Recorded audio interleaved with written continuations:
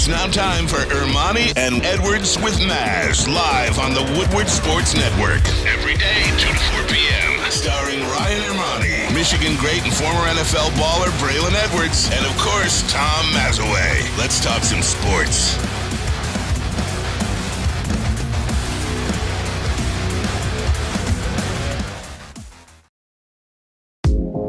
And good afternoon. Welcome to Ermanni and Edwards with Maz. We are live on Monday, April 10th, 2023, the day after Easter.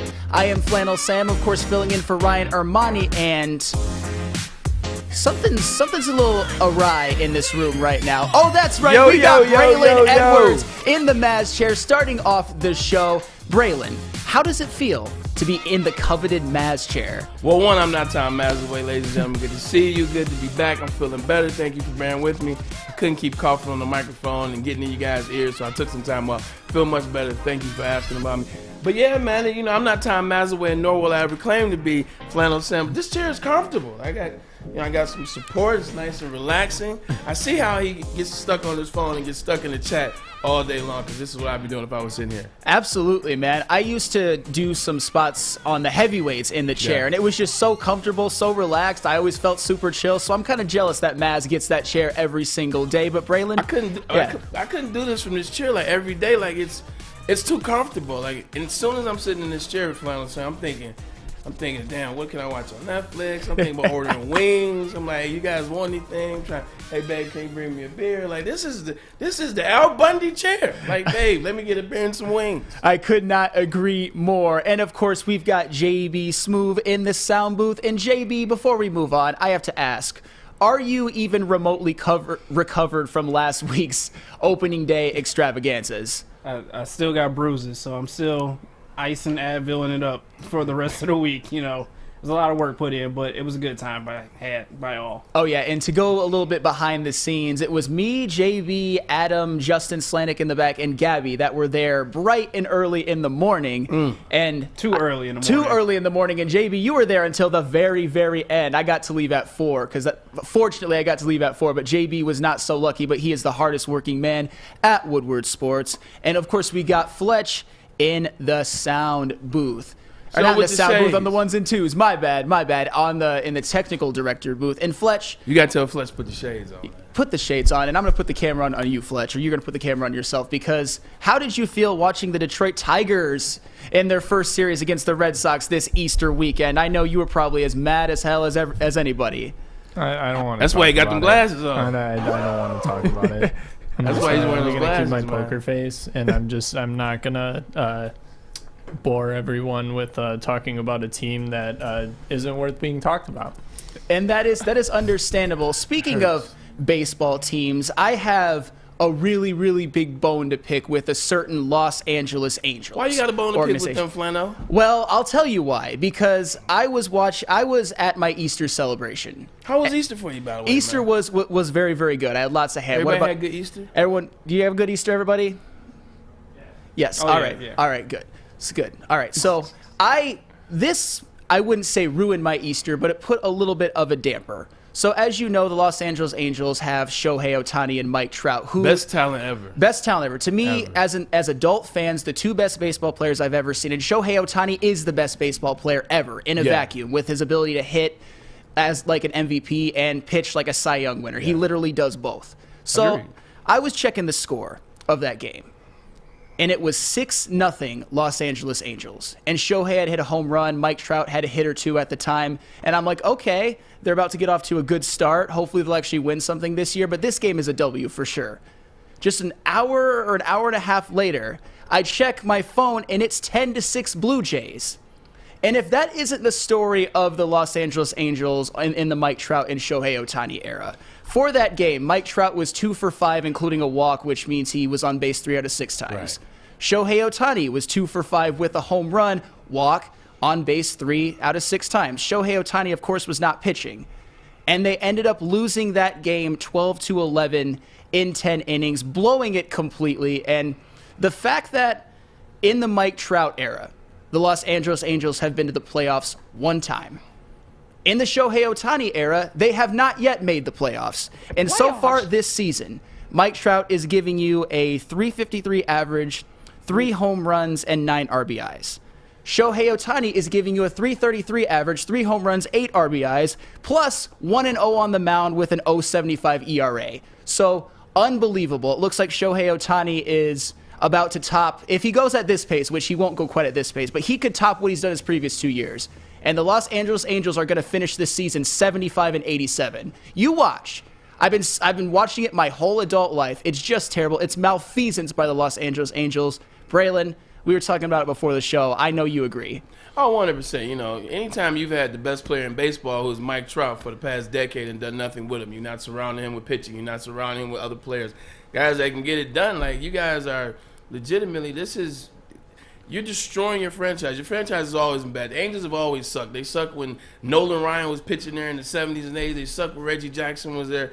They've always been bad because they don't want to put money into the franchise. They don't really care about what the people think. That's why nobody goes to the Angels games. They are about a nickel throw away from being a minor league team themselves. And, you know, the waste Shohei Ohtani, at least Shohei will get out of there. Like, I can't see Shohei. Shohei's not going down with the Titanic. Like, I think that the guy that found Shohei is now working with the Mets. I think he's in front office with the Mets. So Shohei will end up in L.A. He'll end up in New York. Mike Trout, on the other hand, it's a hefty contract. You know what I'm saying? Yeah. I don't see a lot of people picking up that 10 years, 8 years, $459 million. And you think about the injuries that he sustained. Nobody's picking that contract up. So it's going to be interesting to see what happens when his contract is up. I'll tell you what, I think Mike Trout, unfortunately, is a Los Angeles Angels lifer. And I hope that everybody understands that it's not his fault at all. Baseball is the ultimate team game. And especially when we talk about Shohei Ohtani, he pitches and hits. And you can only pitch every 5 days. So there's a lot that is out of their control, and they just never won anything with those two, and it is tragic. Can you imagine?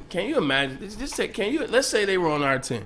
Let's equate that to the Tigers. Tigers suck, so why not play make-believe right now? By the way, Javi Baez, he's batting 121, Fletch. Like, if you look at his batting average since the championship in 2016, 18-19 he makes the All-Star game the last 2 times. It's gone progressively down. Do I have the numbers in front of me? Oh, look at this. I do have the numbers. 203, 265, 248, 299, 238 last year, and 121 this year. Yeah, $135 million well spent. But anyway, can you imagine having Trout batting 3rd for the Detroit Tigers, having Shohei Ohtani batting 4th, and these guys going back-to-back home runs, which they quite often do. Yeah. Back-to-back home runs. You're looking at a 9 league. You're like, hell yeah. Like, this is what it looks like. And then lose to the Blue Jays of all teams. Like, that would be more miserable than watching this Tigers team. The fact that you have 2 generational talents and can't win games, that would be worse than watching the Detroit Tigers that are currently playing down on Woodward. Oh, 100%. I mean, they scored 11 runs. You should win 100% of the games where you score 11 runs. But since Shohei Ohtani, who's also their best pitcher, wasn't pitching, I guess they just can't have nice things. We'll give up 12. We'll score 11, but we'll give up 12.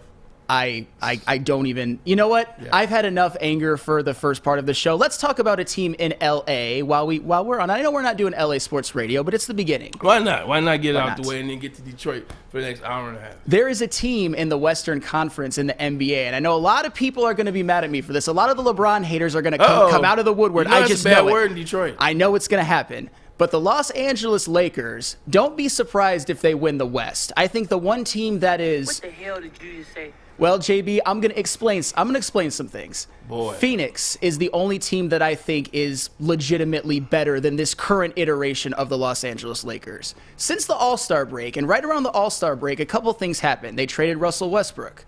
They acquired D'Angelo Russell, Jared Vanderbilt, Malik Beasley, and a little bit before that, they acquired Rui Hachimura. Guys that fit better with LeBron. They've been 16-7 since the All-Star break, and 8-2 when LeBron James plays. And Anthony Davis, in the month of March, I know one of the biggest criticisms of him is that he's not very healthy very often. But in the month of March, he was giving you 28-12 on 59% shooting, including 7 30-point games and 7 30-point double-doubles. And LeBron James has given you 29-8-7 on 50% shooting, and you surrounded him with more shooters, guys like Beasley, guys like D'Angelo Russell, a defensive stud like Jared Vanderbilt. Anthony Davis is also an elite defender. And another wing like Rui Hachimura. Mm-hmm. This is a team that fits LeBron James' skill set, and the way that they've been playing, if LeBron and AD can stay healthy, LeBron and AD are arguably 2 of the top 10 players in the NBA. So don't be shocked. Don't be shocked if the Los Angeles Lakers represent the West in the NBA Finals. Am I crazy, Braylon Edwards? Yeah, you smoking that good brand of crack. Damn. You smoking that. You smoking that high grade, like the stuff that they were selling in the '80s in New York. You're not crazy to think that they can make a run. Look, everything that you said is 100% correct. They got guys around them. They got guys that can shoot now. Yeah, like 100%. You see D'Angelo Russell yesterday. I watched the game with my nephew. Shout out to Michael Pollard up there in Michigan. Got some Michigan information as well. Not from him, by the way. Wink, wink. But watch them. D'Angelo Russell can knock down a 3. Austin Reeves. Remember when he got that bone? Like when he remember that little knee on knee yesterday? People got nervous. He thought he was like, oh, shoot, what's going on, Austin Reeves? They're a much better team. Hachimura has to step it up. Yeah, right? Since he's been there, he hasn't necessarily been the key they thought how well he played in Washington. But with that said, LeBron's still he's almost 30. Like, you're talking about 7-game series. You're talking like these games aren't going 4. Like, they don't have the firepower to sweep teams. So they're going to be going 6 games. They're going to be going 7 games. That's a lot on AD, a.k.a. Mr. Glassman from Unbreakable. He's always injured. You're always nervous. You're always scared.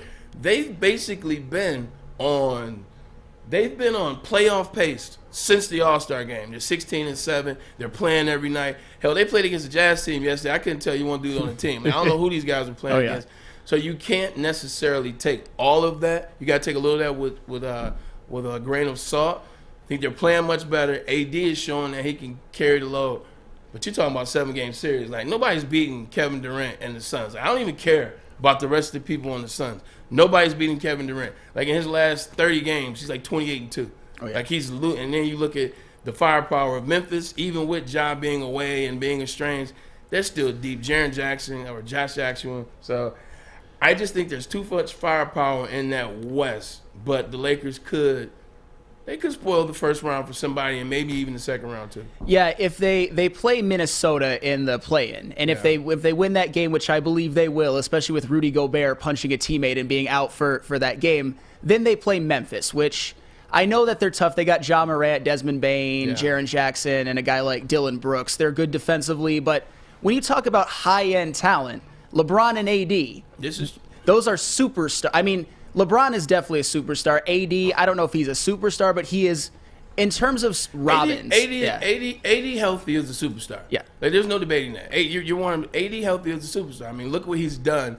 in this span that LeBron's been out. Look at how well he's played over the past 12 games or so, maybe 10 games or so. The only problem is nowadays in this NBA, you got to have 3 to 4 stars to win to win in the finals, to get to the conference finals. You look at last year, the Golden State Warriors, they won it again, right? Well, that's because they had Andrew Wiggins, who was an NBA All-Star, Klay Thompson, who played like an All-Star last year, and then and Steph Curry, the best shooter of all time, the performance he put on. Oh, not to mention, Jordan Poole's averaging 26 off the bench.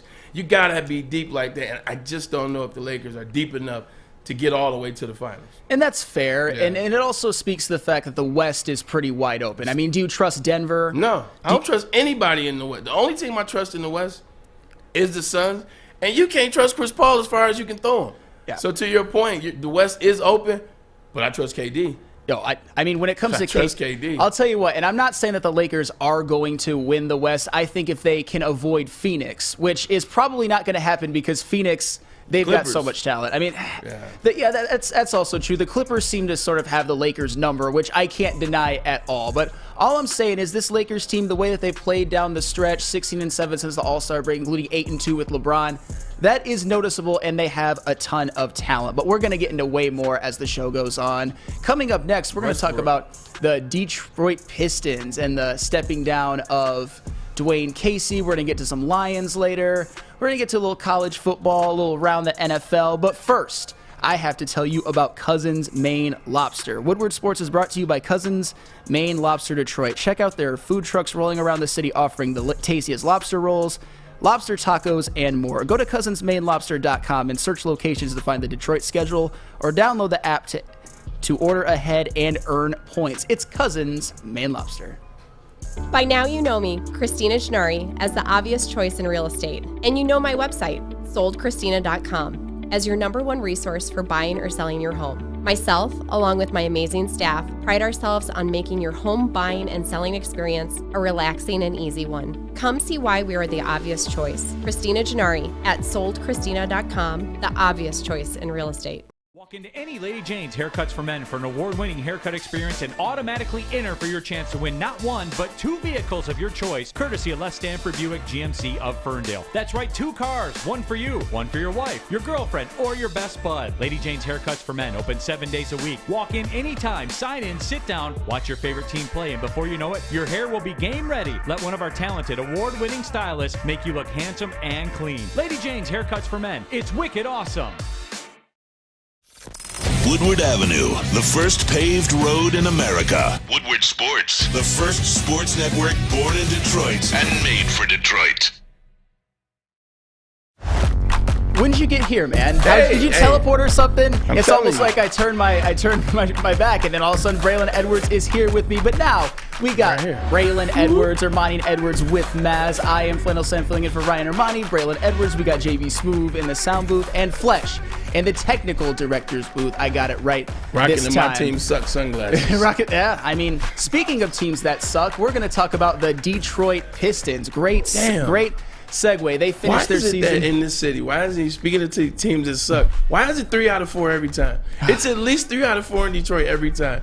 At least lately it has. Jeez Louise. My bad. I'm sorry. Talk about an eyesore of a team to watch this year. But you know what? They have some building blocks going forward. But after the game, we saw that Dwane Casey would be stepping down as Detroit Pistons head coach.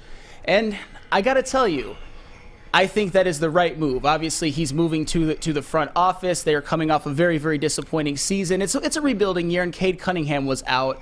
But they only won 17 games, and a lot of times it just looked like they were disinterested defensively. They didn't even look like a real NBA team a lot of the time. Yeah. So, Braylon Edwards, I'm going to start with you. Was Dwane Casey stepping down a good move? It was. Ryan and I actually been talking about this. Fletch, JB, you can attest.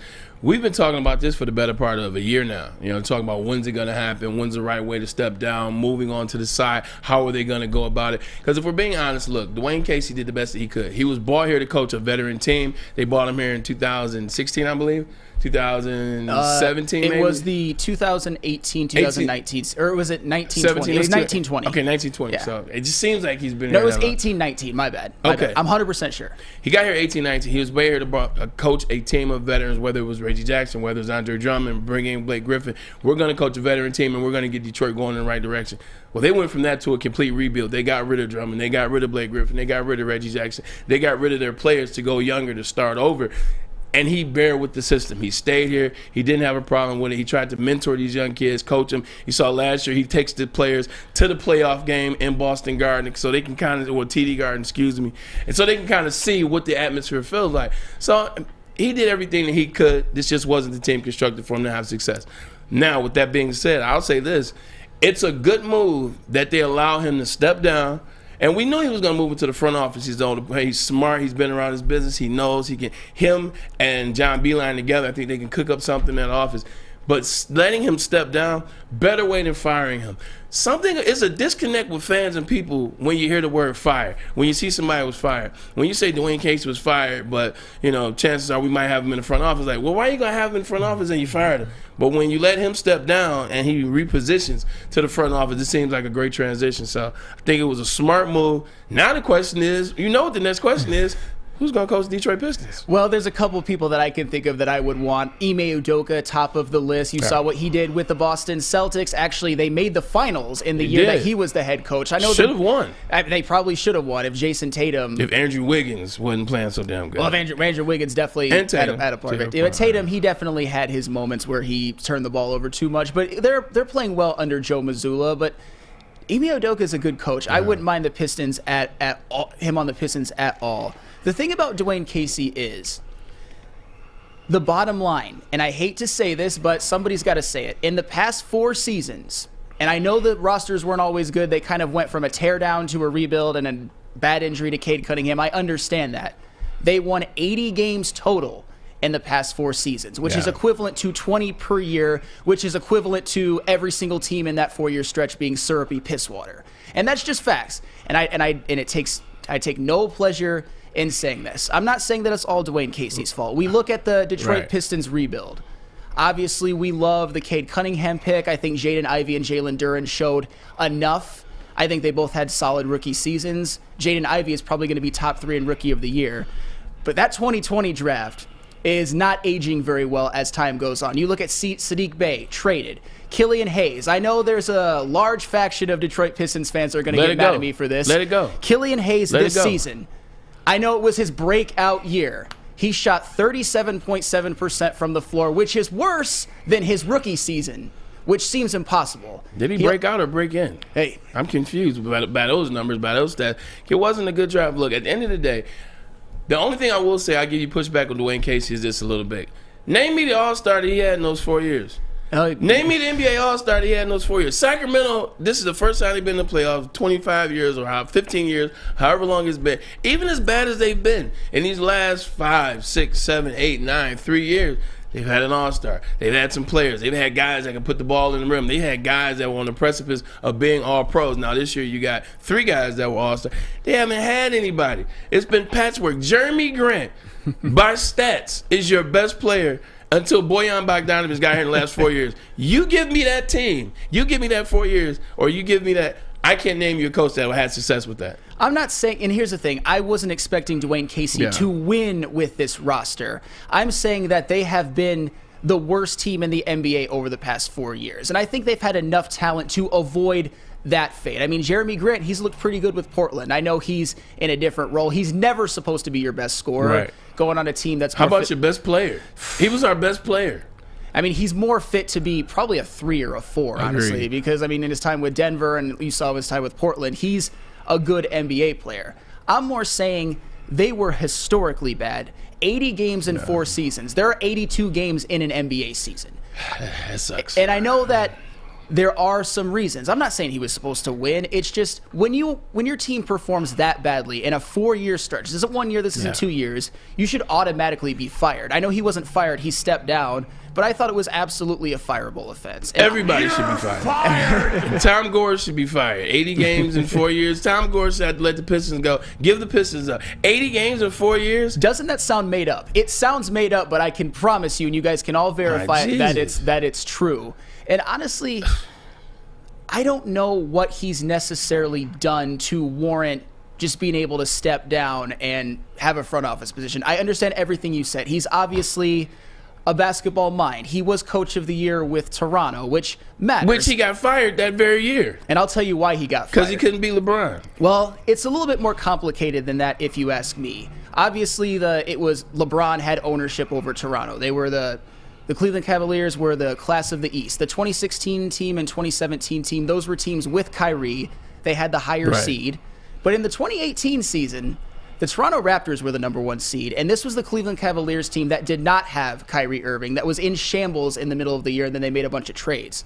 Cleveland swept them in the playoffs. A bunch of trades, i.e. the NBA helped LeBron get what he needed to get back to the finals. But you know what? Right. That's fine. But JB, all the LeBron hate is just permeating the. No, I'm kidding. But that's the thing. This was the best Toronto Raptors team. This was the team with DeMar DeRozan and Kyle Lowry at the peak of their powers. Guys like Pascal Siakam were developing. I'm not saying that they should have beaten the Cleveland Cavaliers, but they got swept when they were the 1 seed. The Cavs were the 4 seed. So to me, it wasn't. I didn't have any problem with them firing Dwane Casey after that. You saw they won the championship after the next year, but I think that had more to do with Kawhi being there instead of DeMar DeRozan and getting to play a lucky shot and getting to play a team in the Golden State Warriors that was missing Kevin Durant for all but 12 minutes of the series. And then Klay Thompson eventually. And then Klay Thompson got hurt. And we all know about those Warriors teams, that they didn't become unbeatable until Kevin Durant got there and just fit in seamlessly. So a lot of Dwane Casey, I think, is mythology. I'm not saying he's not a good man. Mythology, but let me ask you this, though. Let me ask you this. Do we punish the coaches that lost to Jordan? Like, oh, you just couldn't beat Jordan. Like, do we punish those guys? Like, now Jordan's going to be the number 1 seed every year. But do you punish the coaches like George Karl? Do you punish him? Do you punish Jerry Sloan for that? No. You let him keep going. Eventually, this man's got to retire. And that's the same thing with Dwane Casey. Yo, you lose to LeBron 1 year. You lose to LeBron the next year. LeBron's the best player in the NBA, not named KD. You're supposed to lose to this guy. The NBA helps him up in that final year to get guys. Like, isn't that the same year that D-Wade started the year off with them? He did. And then he got rid of his homeboy. Isaiah Thomas. He didn't even tell his best friend. He was like, oh, yeah, my bad. I didn't know. Yes, you did, LeBron. You created the move to get rid of D-Wade. So with that being said, you lose to LeBron again. That's not a fireable offense. You're losing to the same guy, the best player in basketball, not named Kobe in the last 20 years. So I think it was a rush to haste, if you ask me. Well, I'm going to nitpick a little bit. I have LeBron over Kobe, but this isn't a LeBron-Kobe segment. But I will you better watch yourself. You know, I will give you this, though. The year afterwards in which Nick Nurse took over and the Toronto Raptors won the NBA championship, that was also the year where LeBron moved west and went to the Lakers. And they didn't have to go through as a LeBron James team. Fred VanVleet, I guess, that team came together well. Like, Kawhi gets there, obviously you lose DeMar, which was messed up too. But Kawhi comes there, he plays both sides of the court. Fred VanVleet, he starts to unravel. Pascal Siakam, he really starts to come on as a player. And I think Brook Lopez and that too helped a lot as well. Well, that was a damn good team, man. Yeah. And it was all made possible by Kawhi Leonard. But he's an actual superstar. DeMar DeRozan has never been that. And Kawhi went nuclear in the playoffs. And I know that shot was lucky in Game 7 against Philadelphia, but he still made the shot. And the thing is, I get it. I'm not trying to slander Dwane Casey's name. I just don't think that he did a worthy job as the Detroit Pistons head coach. If they want to move him to the front office, I'm not going to die on that hill. It's just, I guess it pays to be a good guy, because they could have fired him. They could have said, like, you won 80 games in your past 4 seasons. You're gone. But they're giving him a front office position. They respect his basketball intellect. They respect that he's a good dude. So, you know what? I'm fine with it. But it's also like you bringing me in as an offensive coordinator to work with Lamar Jackson. Now, how we get to Lamar Jackson? Well, that's all they talk about, and we'll be talking about him later as well. But that's like you bring me in as an offensive coordinator. I know how to work with a Lamar Jackson style system. Like, I know how to get the RPOs going for him. I know how to have him run on fourth down. Like, I know how we're going to craft this offense for him. And then he goes away, and now you're trying to tell me work with Mac Jones. Well, sorry, I don't work with slow quarterbacks. I don't work with slow guys. So I think, you bring me in to do one job, turns it to a complete. I'm not a babysitter. Like, you got me out here babysitting. So I think it was a completely different job than what he set out to do, and I think that's why they were patient with him, because they were trying to figure out what they want to do as an organization at the same time. And having a guy that worked so well, that went along with the system and was able to take. I mean, he's the face of the team. So those 80 games in 4 years, like, he's the face that you will see associated with that 4-year period. So he was able to do that. The team was able to decide which direction we want to go in. Boom, we're going to do this. We're going to go this route. Hey, now that you've done that for us, we'll let you step down and we'll move you to the front office. And that's an interesting point because, as you said before, when he got here, Dwane Casey, the Pistons were in basketball purgatory. They could make the playoffs, but they're never going to go any farther than that. They had veterans like Andre Drummond, Blake Griffin, Reggie Jackson, like you said, and then they just completely tore it down. So I was never expecting Dwane Casey to bring wins this quick. It's just those teams were really, really bad, especially this year. It's some of the worst NBA basketball, especially down the stretch of the season. What have they won? 2 out of their last 22 or 23 or something like that. You can't even watch them. You can't even watch them. It's unwatchable. I blame Brandon Knight. It's Brandon Knight. Ever since Brandon Knight got dunked on by DeAndre Jordan, and also he got crossed over by Kyrie in the rookie-sophomore game, Pistons ain't been the same since. I blame Brandon Knight. To go on a little bit of a tangent, Brandon Knight, I think, gets a little bit too much hate for that. I know he should have made the better business decision and get the hell out of the way, but he thought that he could actually block a Chris Paul to DeAndre Jordan lob. A for effort, but it was very misplaced effort. Yeah, and I don't blame him because he's actually a good basketball player. Don't blame him for him getting dunked on. That happens. You in the NBA long enough, as Jason Terry, as Dikembe Mutombo, it happens. I blame him from ever since then. The Pistons have sucked. Yeah, and Jason Terry, he got one. He was gotten by LeBron pretty good. That might be the worst ever. That was one of my favorites because I am a LeBron fanboy, as everybody in the chat is reminded me, and I don't care. Coming up next, we're going to talk about the Detroit Lions. Got some news, got some interesting things percolating at Allen Park. But first, I'm going to tell you about the Fulling Warehouse. The Fulling Warehouse in Hamtramck is the home of the original football bowling game. There are 2 ways to play: $12 unlimited open play or $120 lane reservation for up to 10 people. $2 mystery beer machine and full bar. Check it out or go to thefullingwarehouse.com. It's a great day to get some Centron in your life. Okay. There it is. Centron, here we go. Gotta grab the cranberry. Oh wait, it's 2 for $4. Gotta double up with the classic as well. Centron World, baby. Centron, available at select Krogers, and if you wanna know how, go to @CentronWorld.com. You get dope like me. You know what? Why wait?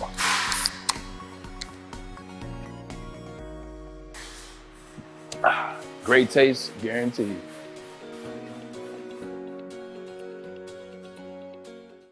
You're about to be shell-shocked. The catch of the day is in. Big Boy Seafood Fest is officially back. Join us for some of your favorites like our popcorn shrimp and pike perch platters and our classic fish and chips. This year, we've reeled in some fresh catches like our shrimp Alfredo, shrimp stir fry, and our fish sandwich.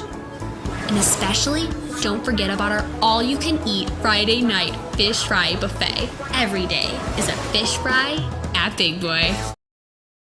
You have an opinion? Make sure it's seen and heard. Corner, jumper, tweet us, hop on the YouTube chat, slide in the DMS at Woodward Sports on all social media.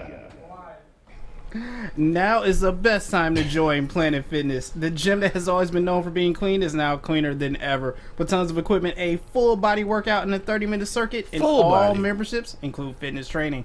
But the best part about all this, you get it all just for $10 a month. Only $10? Yes, you guys, only $10 a month. Your fitness is essential and a key part of your physical and mental well-being. Join Planet Fitness in Club today, or as always, check them out online at planetfitness.com. People shouldn't take that $10 to work out at Planet Fitness lightly. Like, if you think about that, it's $10, $120 at the end of the year. It's $120 to feel good, to look good, to be in shape, to get your body moving the right way. Regimentation as a race to working out, man, it breeds healthy concept of mind. So $10, $120 a year, that's not a lot to invest in your health and well-being. So think about that, ladies. Absolutely not. And the thing is, I always get happy that read because JB does such a good job. We have some fun with it. But it's also, I mean, being in shape for only $10 a month, that, you're right, it is something to not take lightly. And this is coming from a former NFL player who was in peak physical condition for many, many, many years. Still is probably better physical condition than most of us. On that offer. That's all I'm saying. Hey, that's all right. You're still in better shape than probably most of us in this building, if not all of us, and that is for sure.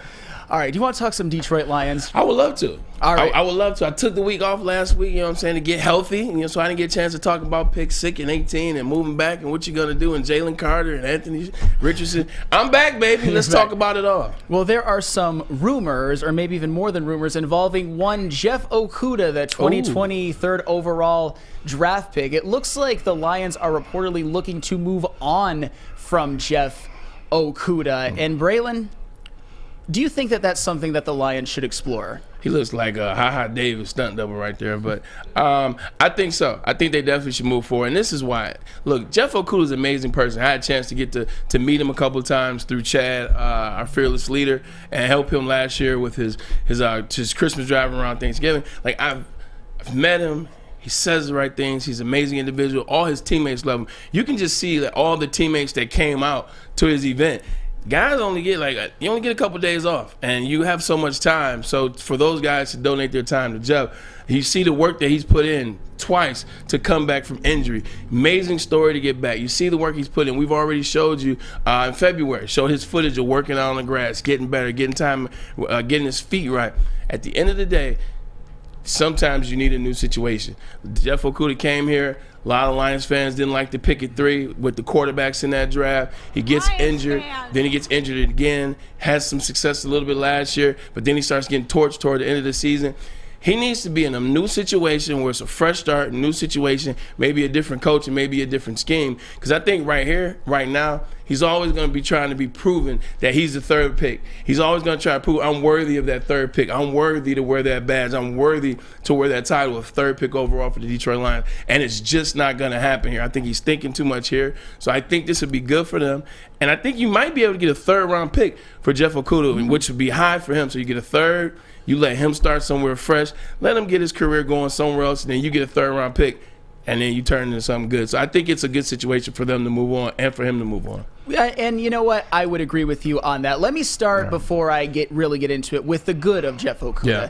He had some moments last season. He had that pick 6 against the Bears to tie the game, which was a huge play. They probably don't make the playoffs and go on that run if Jeff Okudah doesn't make that pick six. It was a terrible throw by Justin Fields. It was altered by Aiden Hutchinson, but somebody has to be there to. But we expect to see that a lot more often. Aiden, James Houston, altering throws. I want to see that more. Absolutely, and I would agree with that. Right. And then he played a big role in shutting down Justin Jefferson the first time that the Lions played them at Minnesota, the game that the Lions actually lost.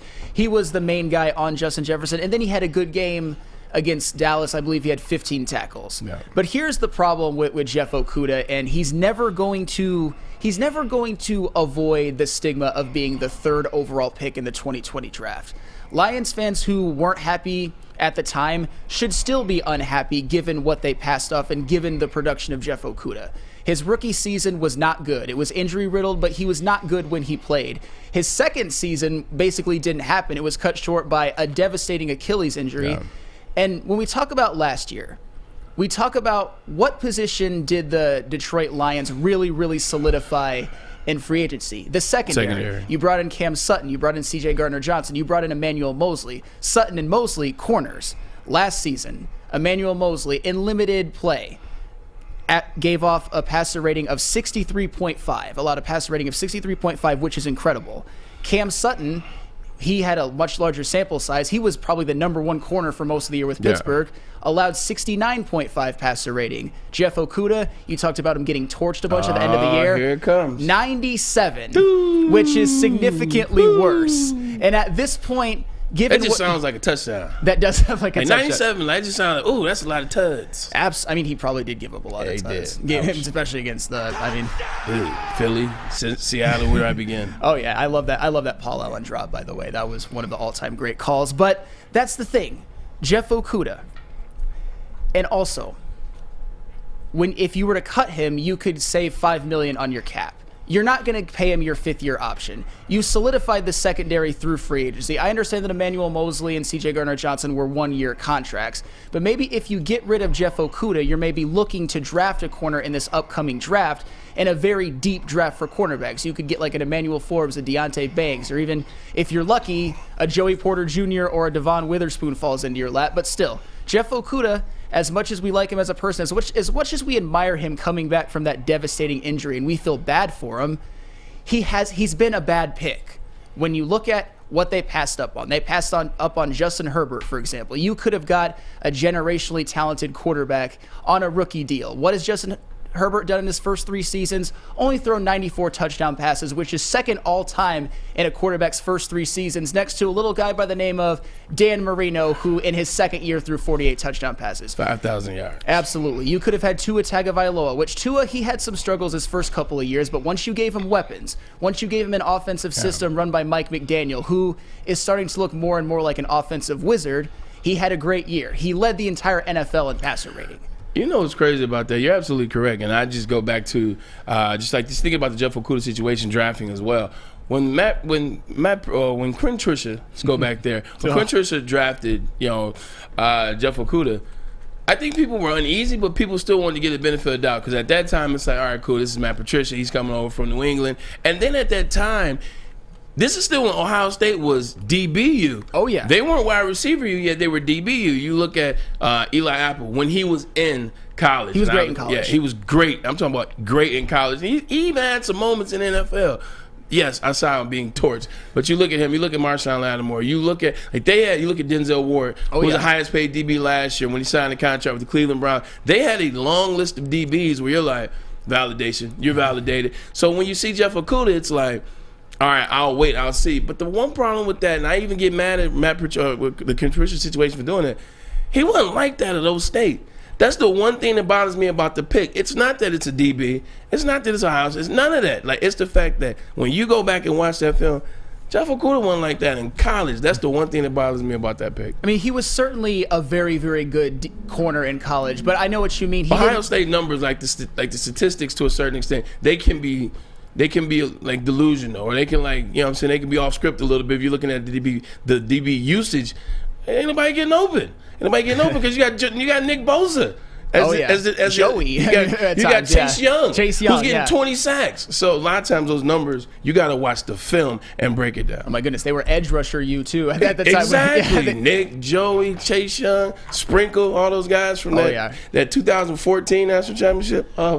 Who plays at Cincinnati right now? Who had the 99-yard fumble return? Hubbard. Yeah. Sam Hubbard. Sam Hubbard. Sorry, we got off track. No, that is okay. I like getting off on little tangents like that. But yeah, you're right. Jeff Okudah, he was good in college, but he wasn't Marshawn Lattimore or Denzel Ward. He didn't jump off of the screen. And when you talk about the Jeff Okudah pick, you also have to look at other players that they passed up on. He was arguably the worst player drafted in the top 10. I know C.J. Henderson was 9. He didn't do a whole lot. But you look at Andrew Thomas. I'm not saying that they necessarily needed a lineman, but he's really figured it out. For the Giants, played very well. You look at Derek Brown. Could the Lions have used a good run-stuffing defensive lineman last year? Maybe they would have beaten the Seahawks. Maybe they would have beaten the Carolina Panthers if they had a Derek Brown. You even look at Isaiah Simmons, who struggled early, a linebacker for Arizona. They passed on him. But last year, 4 sacks, 2 interceptions, almost 100 tackles. So Jeff Okudah, he wasn't a good pick. I liked him. I rooted for him hard last year. I was happy as hell when he had his moments. I know a lot of us were thinking, he's figured it out. We've got it. But then towards the end of the season, we kind of saw who the real Jeff Okudah is. And with the Lions, I just don't think it's ever going to work out. Yeah, it's not going to work out. Like, sometimes it's about a situation. It's about where a player goes. It's about who's coaching, who's the talent, who can get the guy to his next potential. Hell, I mean, there will always be players that get drafted behind players, and fan bases will say, man, we should have drafted that guy. I look at myself. I got drafted 3rd overall to the Cleveland Browns. I know there are Cleveland Browns that are like, I wish we would have drafted DeMarcus Ware, who just made the Hall of Fame. He was drafted 11th behind me. I think I was 3, he was 11. It's always going to be like that. But going back to the Okudah thing, getting into a new space, everything about Detroit reminds him of number 3. Yep. It reminds him of being taken number 3. Am I going to be good enough to be number 3? I'm trying to bust my ass. They don't see that I can be a number 3. It's always going to be that. When I got out of Cleveland and I went to New York, it was like a start over. Like, nobody in New York cared about the 3rd pick overall. Nobody in New York cared about, we drafted, you're supposed to do this. They cared about what can we do as a team. And I think wherever he goes, that's going to be his mindset. And it's just going to be so much easier to go to work, to practice, to work out, to live with a fresh start. And let the record show that you, Braylon Edwards, were much better as a Cleveland Brown than Jeff Okudah was as a Detroit Lion. I was trying to put myself in the shoes a little bit. I appreciate that, but you had a 16-touchdown season in it all pro. But before we move off from this, I got to hear from my man, JB. I know you're a big Lions guy. Should the Detroit Lions move on from Jeff Okudah and never look back? Oh, Flannel, when you bring up all the stats about Jeff Okudah, it's kind of like saying, hey, maybe they should. But honestly, in all my opinion, I would like to see him around. I'd like to keep him around. But that's only saying, one, if he fits with Brad Holmes' scheme that he has, his future that he has for the Lions, and if the money is right as well, too, because that's something you have to take into effect as well. But I just think that if and somehow that this defense can quickly kind of rotate and maybe work together as a team, just if you swap out guys here and there, that they still fit together on the field and play well enough, that you could quite possibly have a chance that, keeping him around. But once again, it all goes back to Brad Holmes' fit, and if the money is right, that they can honestly keep him. That's an interesting point, JB, because you expect from the beginning next year their defense to be better. I mean, you got another year of Aiden Hutchinson, another year of James Houston, maybe a healthy Josh Pascal, John Kaminsky. They've got some guys that can get after the quarterback, and that is something that Jeff Okudah certainly did not have his rookie season with that Matt Patricia god-awful defense. So I'm not saying that Jeff Okudah is always going to be a bad player here. He's just never going to be worth the 3rd overall pick. He has some value. And it's also, we're talking about paying him a 5th-year option. Yeah. Not going to happen. No chance in hell. Yeah, I agree. I agree. Like we talked about, move on from him. You start fresh, he starts fresh. Maybe even get a 3rd-round pick for his services. If not, you definitely let him go before you got to pay that 5th-year option. So try to get a 3rd for him. If you can't, just cut him and let him go somewhere else. Let him make his own cash, Yep, I appreciate everyone's perspective in here about Jeff Okudah. But coming up next, we're going to move off a bit. We're going to talk about everybody's favorite topic. That is the Lions' backup quarterback possibilities. I know Tom Mazaway isn't here. I'm sad for him because he would be so happy right now. But before we do that, so sad. His read's coming up too. I know. I almost feel like playing like funeral music because he's missing the to backup quarterback talk, and I'm actually going to be more positive about it than people might think. But anywho, I got to tell you about Alta, because at Alta, uptime matters. Alta equipment has everything you need to get the job done, including if you've got that ever so elusive bog project, which I'm sure about the bog. Talking about the bog project, you knew all along the project was bog, am I right? But if you have one of those coming up, Alta Rent has you covered. Call them today at 844-GO-TO-ALTA. That is 844-GO-TO-ALTA. Alta. Saturdays at 1 p.m. Make sure you're watching WoodwardSports.com for our new show, Chompin' Puck. He shoots! He scores! With four-time Stanley Cup champion Darren McCarty and Michael Gentry, Chompin' Puck is taking the Detroit hockey community and giving them a voice. Pros to Joes. You'll get the best Detroit hockey coverage around. Chompin' Puck. Saturdays 1 p.m. on WoodwardSports.com. At work and at home, we're there with smarter security solutions. Featuring complete automation with customized alerts and more. For over 90 years, we've been the company that's been counted on to protect what matters most, all with personalized service and care. Right now, for a limited time, receive a free video device plus free installation with a new home system. Guardian Alarm. We protect Michigan. The only sports network in Detroit that starts with a W. You know, because we win. Woodward Sports, Detroit's winning sports network. Welcome back to Ermanni and Edwards with Maz. I am Flannel Sam filling in for Ryan Ermanni. To the man to my right is Braylon Edwards. We got JV Smooth in the sound booth and Fletch on the ones and twos. Braylon, you had a baseball stat that you wanted to share with the Ermanni and Edwards with Maz audience. I did. It's very random, man. You guys got to indulge me out there. I was thinking about Maz today. He loves the Tampa Bay Devil Rays. He always talks about the Devil Rays and how they cultivate talent, how they bring talent along. He talks about Isak Paredes all last year. I couldn't stop hearing Isak Paredes in my head from Mav. Did you know the Devil Rays are 9-0 right now, right? They're 9-0, yeah. They have won each game, so that's 9 games, ladies and gentlemen, by 4 or more runs. The first time that's been done since '84. That's incredible. Excuse me. 1884. 1884. Not 1984. 1884. 9 wins by 4 more runs. First time since 1884. Just a little bit of a random fact for you. You know what? You saw the way that they absolutely pasted the Detroit Tigers in that series. They won that series by a combined score of 21-3. And every time I keep looking, they're beating the Oakland A's 11-0. I think they've done it 2 days in a row, which is it shouldn't count. Like the A's and the Tigers don't count.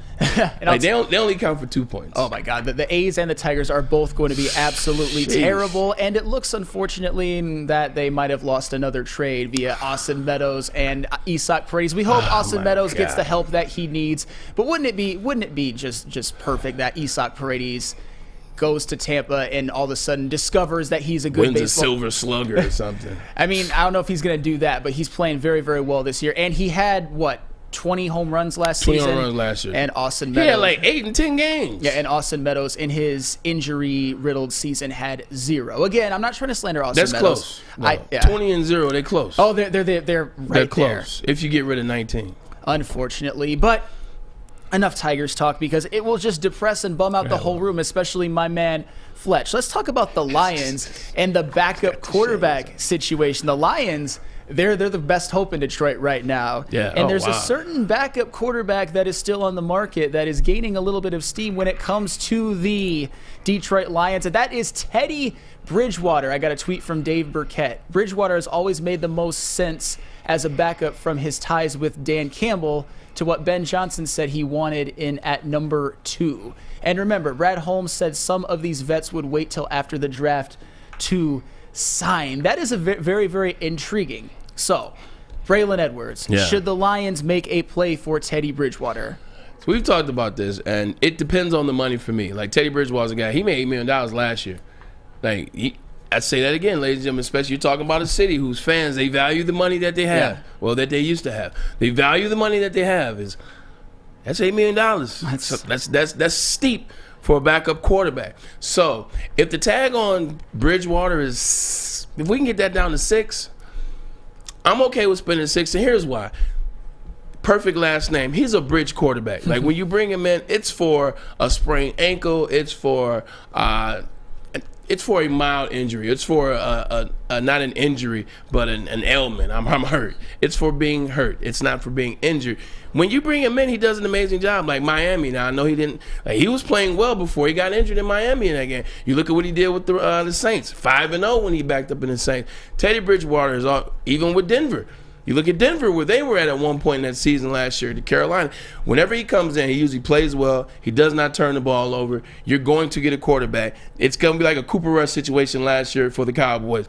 Cooper Rush comes in, he plays 4 games, he goes 3-1. When he turns the keys back over to Dakota Rain Prescott, they're in great position, better position than when he gave the keys up to Cooper Rush. That's what you're looking for in a bridge quarterback, and I think Teddy Bridgewater at $6 million is going to be a perfect quarterback because I think he's elite as a backup. He was going to be very good as a starter. He's elite as a backup quarterback. It's kind of quarterback, but for $6 million. Absolutely. I would say $6 million or less, I would think about it. $8 million, that's tough because then you're talking about paying him more than Emmanuel Mosley and C.J. Gardner-Johnson. $8 million, like, hey, couple more million, you'd be starting. Absolutely. Yeah, absolutely. I would not pay him that much. But even last year, you look at Teddy Bridgewater, he didn't win a start as the Dolphins quarterback when he backed up, but if he plays in that playoff game instead of Skylar Thompson, they win. The Buffalo Bills played one of their worst games of the season, and the only reason that they were able to still win is they were playing a quarterback by Skylar Thompson. Side note, how good – I know one thing I like working with you, Sam, we do a lot of quick pivots. Like we tend to go on a journey. We go all over the place. How good does that mean the Miami Dolphins can be as a team when you look at when he was in that game before he got injured, they were winning. When he came in and backed up with the Dolphins, they were doing good enough. They were winning. You look at Skylar Thompson. Like they almost won with Skylar Thompson, who's the third string quarterback. Yep. Like how good is it? Mike McDaniels have that freaking offense where they can play, it don't matter the quarterback. It's not just the offense too. They added Jalen Ramsey. You got Xavier Howard on the other side, Bradley of course, with Chubb during the season last year. And then you look at their wide receivers, of course, Tyreek Hill and Jalen Waddle. Raheem Mostert, Raheem Mostert. That picked up another running back. Oh. It'll come to me. Yeah, it will. It'll come to me. But the thing about Teddy Bridgewater is, and I know some people, the rule of thumb when it comes to your backup quarterback is a lot of times if your quarterback goes down, you're cooked. And I understand that in a lot of cases that's true. There's obviously exceptions like Nick Foles with the Eagles who went on to lead him to a Super Bowl, and Jeff Hostetler with the old New York Giants. I wish Maz was here for this. He helped lead him to a Super Bowl where Scott Norwood missed that kick at the end. 1990. That wasn't Phil Simms. That was Jeff Hostetler. And if you look at Teddy Bridgewater, he's had a very nice NFL career. Like you said, Braylon, he was going to be possibly the starter of the future for the Minnesota Vikings, and then in practice he had one of the worst knee injuries that should have ended his career. People were crying. Like when they show the video footage, they don't show you the injury itself because obviously it happens already. But you can see grown men crying like on video footage after that. It was ugly. It was kind of like Kevin Ware. Oh yeah, Louisville. But Teddy Bridgewater's injury was even more damaging, I think. And then you look at Teddy Bridgewater, his career. For his career, 75 touchdowns, 47 interceptions, a 33-32 record as a starter. I mean, those are very, very solid backup numbers. You even look at 2021, like you mentioned with the Denver Broncos. He was 7-7 as a starter, 18 touchdowns, 7 interceptions. They were 4-5-0 to start. With Teddy Bridgewater as the quarterback, you were thinking, they're just one great quarterback away from maybe winning the division, but obviously they brought in Russell Wilson. It was an absolute disaster. And Nathaniel Hackett. That would and be he couldn't hack it. Oh, that's funny. That's actually funny. There you go. All right, but it's a dad joke, man. But yeah, we talk about sort of a backup quarterback's role. You want to stabilize the ship, something that Cooper Rush did last year. Look at what he did. You mentioned it before, what he did in New Orleans. When Drew Brees went down, the Saints were 5-0. 5-0. I mean, you look at even a guy like Brock Purdy last season. It's different because he was a third string. He was a draft pick. But when he came in, he actually played the quarterback position even better than Jimmy Garoppolo had that year. The front office just named him the starting quarterback, and he's injured. Yeah, I don't know. I don't know if that's the smart move, but hey, maybe they don't believe in Trey Lance. The bottom line is that if you can get a backup quarterback, obviously we hope that Jared Goff plays the whole season healthy. If you can get a backup quarterback for cheap, I'm not saying overpay. I would never overpay for a Teddy Bridgewater. But the fact that he's still on the market, if you get him for cheap, I'd even say 5 would be more ideal. But we don't know what he's going to get. If Jared Goff goes down, maybe the season isn't over. They've already done so much through free agency, solidifying their defense, with solidifying their secondary, getting an upgrade at running back and even getting an upgrade at right guard with Graham Glasgow. Yeah. So they've done a lot already, and we still haven't even factored in the draft. If he's affordable, why the hell not? Who says no? And that's why I actually don't even buy. That's why I don't mind the $6 million. I don't mind the $6 million from this standpoint. What you just said, you're talking about a guy that actually has a proven track record of being a damn good backup quarterback. Yep. Like usually, like the backup quarterback, it's a guy that was a starter and now he's trying to try his new hand at being a backup, or he's just career backup and he gets thrown in there. You're like, oh shoot, what do I do? Where's my playbook? You're talking about a guy that's gone in and won games. You're talking about a guy that started off the season 5-0 for the Denver Broncos that particular year. They were 4-0. It was like, oh, is this team for real? Are they not? They were 4-0. He's a proven guy. And also, he's at that last tier before you think of a starting quarterback or, having a guy that's a backup that get more notoriety than a starting quarterback. He's not a guy that the fans will be clamoring for, but he's a guy that as soon as you put him in, you're in good hands. And I think because of that, and now what you're saying, if it is 6, I'm okay with that because that extra $1 million, that's potentially winning you a playoff game. That's potentially keeping you in the playoff, or that's potentially having you in a situation where if God knows something happens and you're in the Super Bowl and Jared Goff or who's not available and you have him, you're like, we may still have a shot at this thing.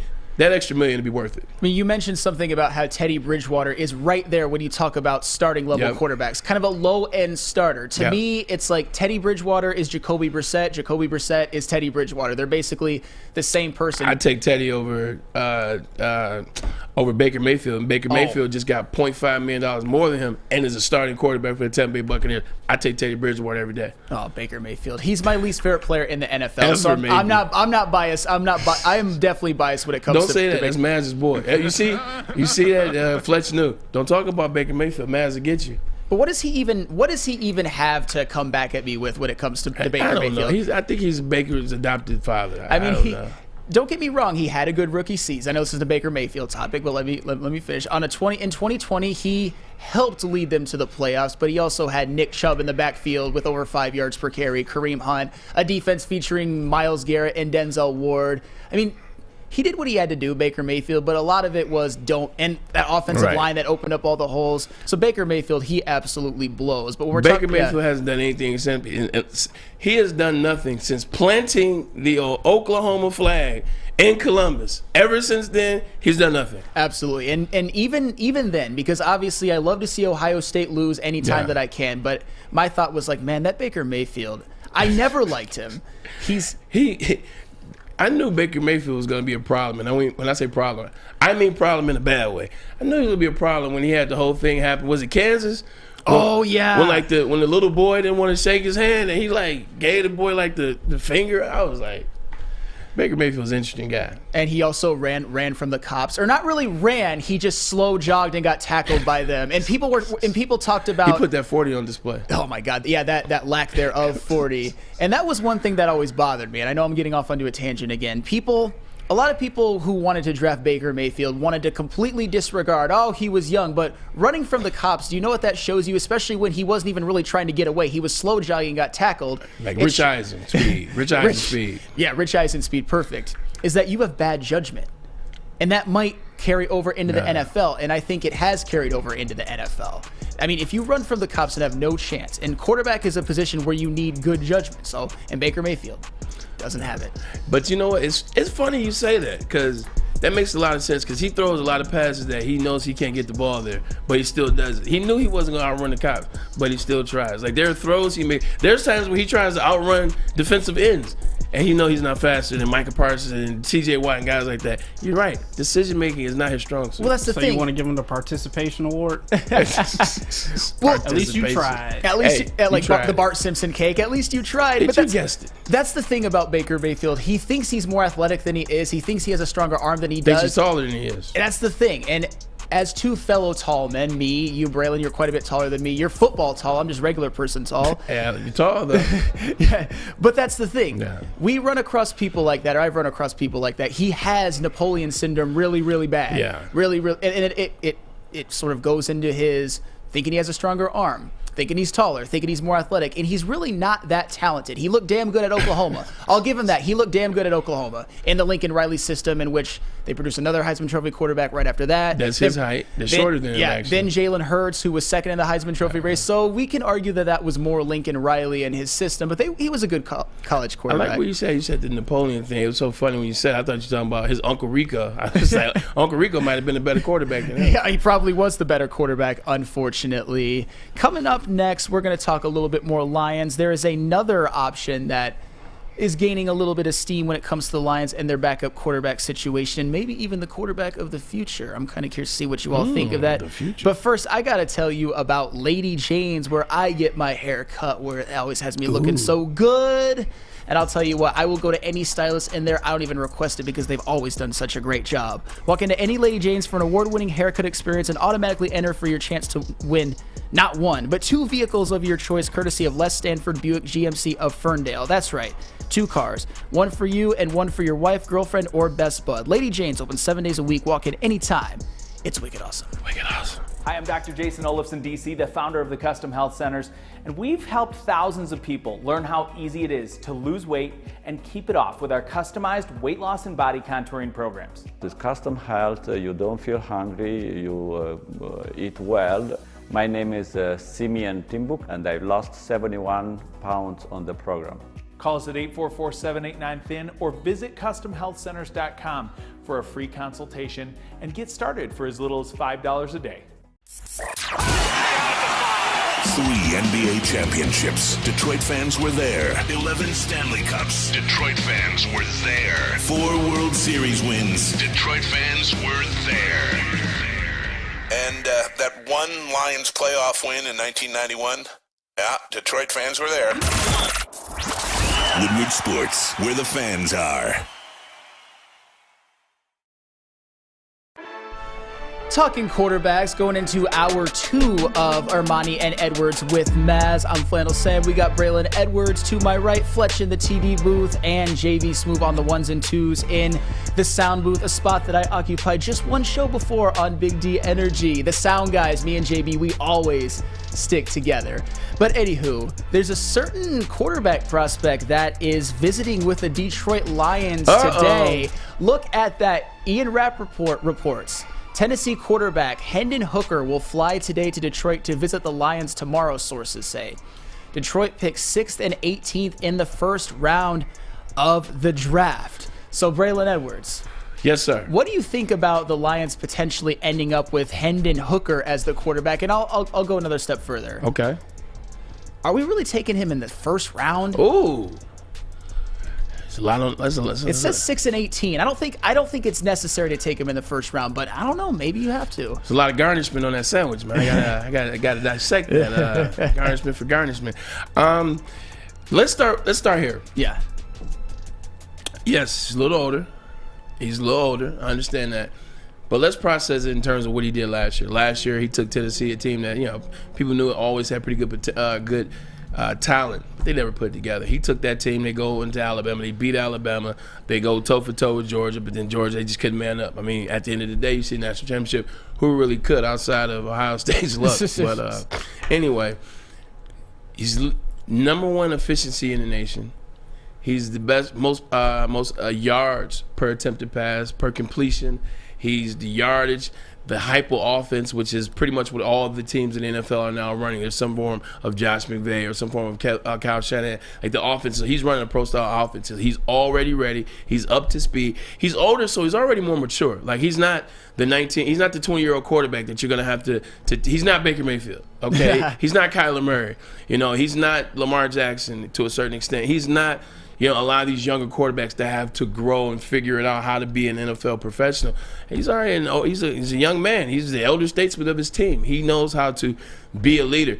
He's damn good last year. You're talking about a guy that was leading the charge for the Heisman after the Alabama game. Now, he was number 1 in the Heisman voting after the Alabama game. Even in the Georgia game where he gets hurt, the loss didn't knock him down out of the race. It was the injury that knocked him out of the race. So if you're looking at all that and you're talking about getting this guy at 18, you get a guy that can learn for 2 years. That gives him time to rehab for 2 years, get that knee right, or maybe a year. I mean, at one point, we were talking about how good Hendon Hooker was. Like, in fact, so much so that it's a guy in the studio not named Ryan Ermanni that likes Hendon Hooker a lot. Fletch, you tell me, what do you think about potentially well, we already have the position, taking Hendon Hooker, a guy that no one was talking about in the first round, and all of a sudden he's moved back up to first round contention, 18 for the Detroit Lions. Talk about it, Fletch. Okay, Lions are going to lose if Jared Goff goes down. If you get Bridgewater, I know you guys made the point last segment. I don't think that they're going anywhere. You're going to be paying Bridgewater max, you think, Bray, $6 million. Yeah. You got him for 1 year on $6 million. You take Hendon Hooker at 18. I mean, you're going to be paying him right around that same amount, maybe even less, depending on how you shake out that contract, whether or not he's even able to play. You get a fifth-year option for a 6'4", 218-pound quarterback. I mean, the man had 2 interceptions the entirety of last season with over 3,000 yards. You're looking at a quarterback that ran his entire conference with the team that nobody thought was going to do anything last season. Everybody knows what the Lions can do.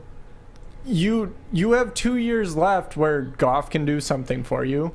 Why not take a quarterback that can walk in, learn something, has maturity, has the age, and has the size to play in the NFL? I don't see a problem with it. If you're going to take chances, you might as well take chances. And out of everybody else that's there, he's your best option, especially if you want somebody to fall to 18. Right now I'm starting the LLC, and I'm going to make Fletch the head of Hendon Hooker's fan club. Yes. I'm going to make him the head of, because he sold me. I was like, yeah, 2 interceptions. Yeah, you're right. 3, yeah. I see you, Fletch, with the facts. No, Fletch, you did make a compelling case. And for the record, I like Hendon Hooker a lot as a prospect. I think both things can be true. Is it his name, or do you like him? I like him. I love saying the name, Hendon Hooker. It was like, what was that cop back in the 70s, T.J. Hooker on Chips?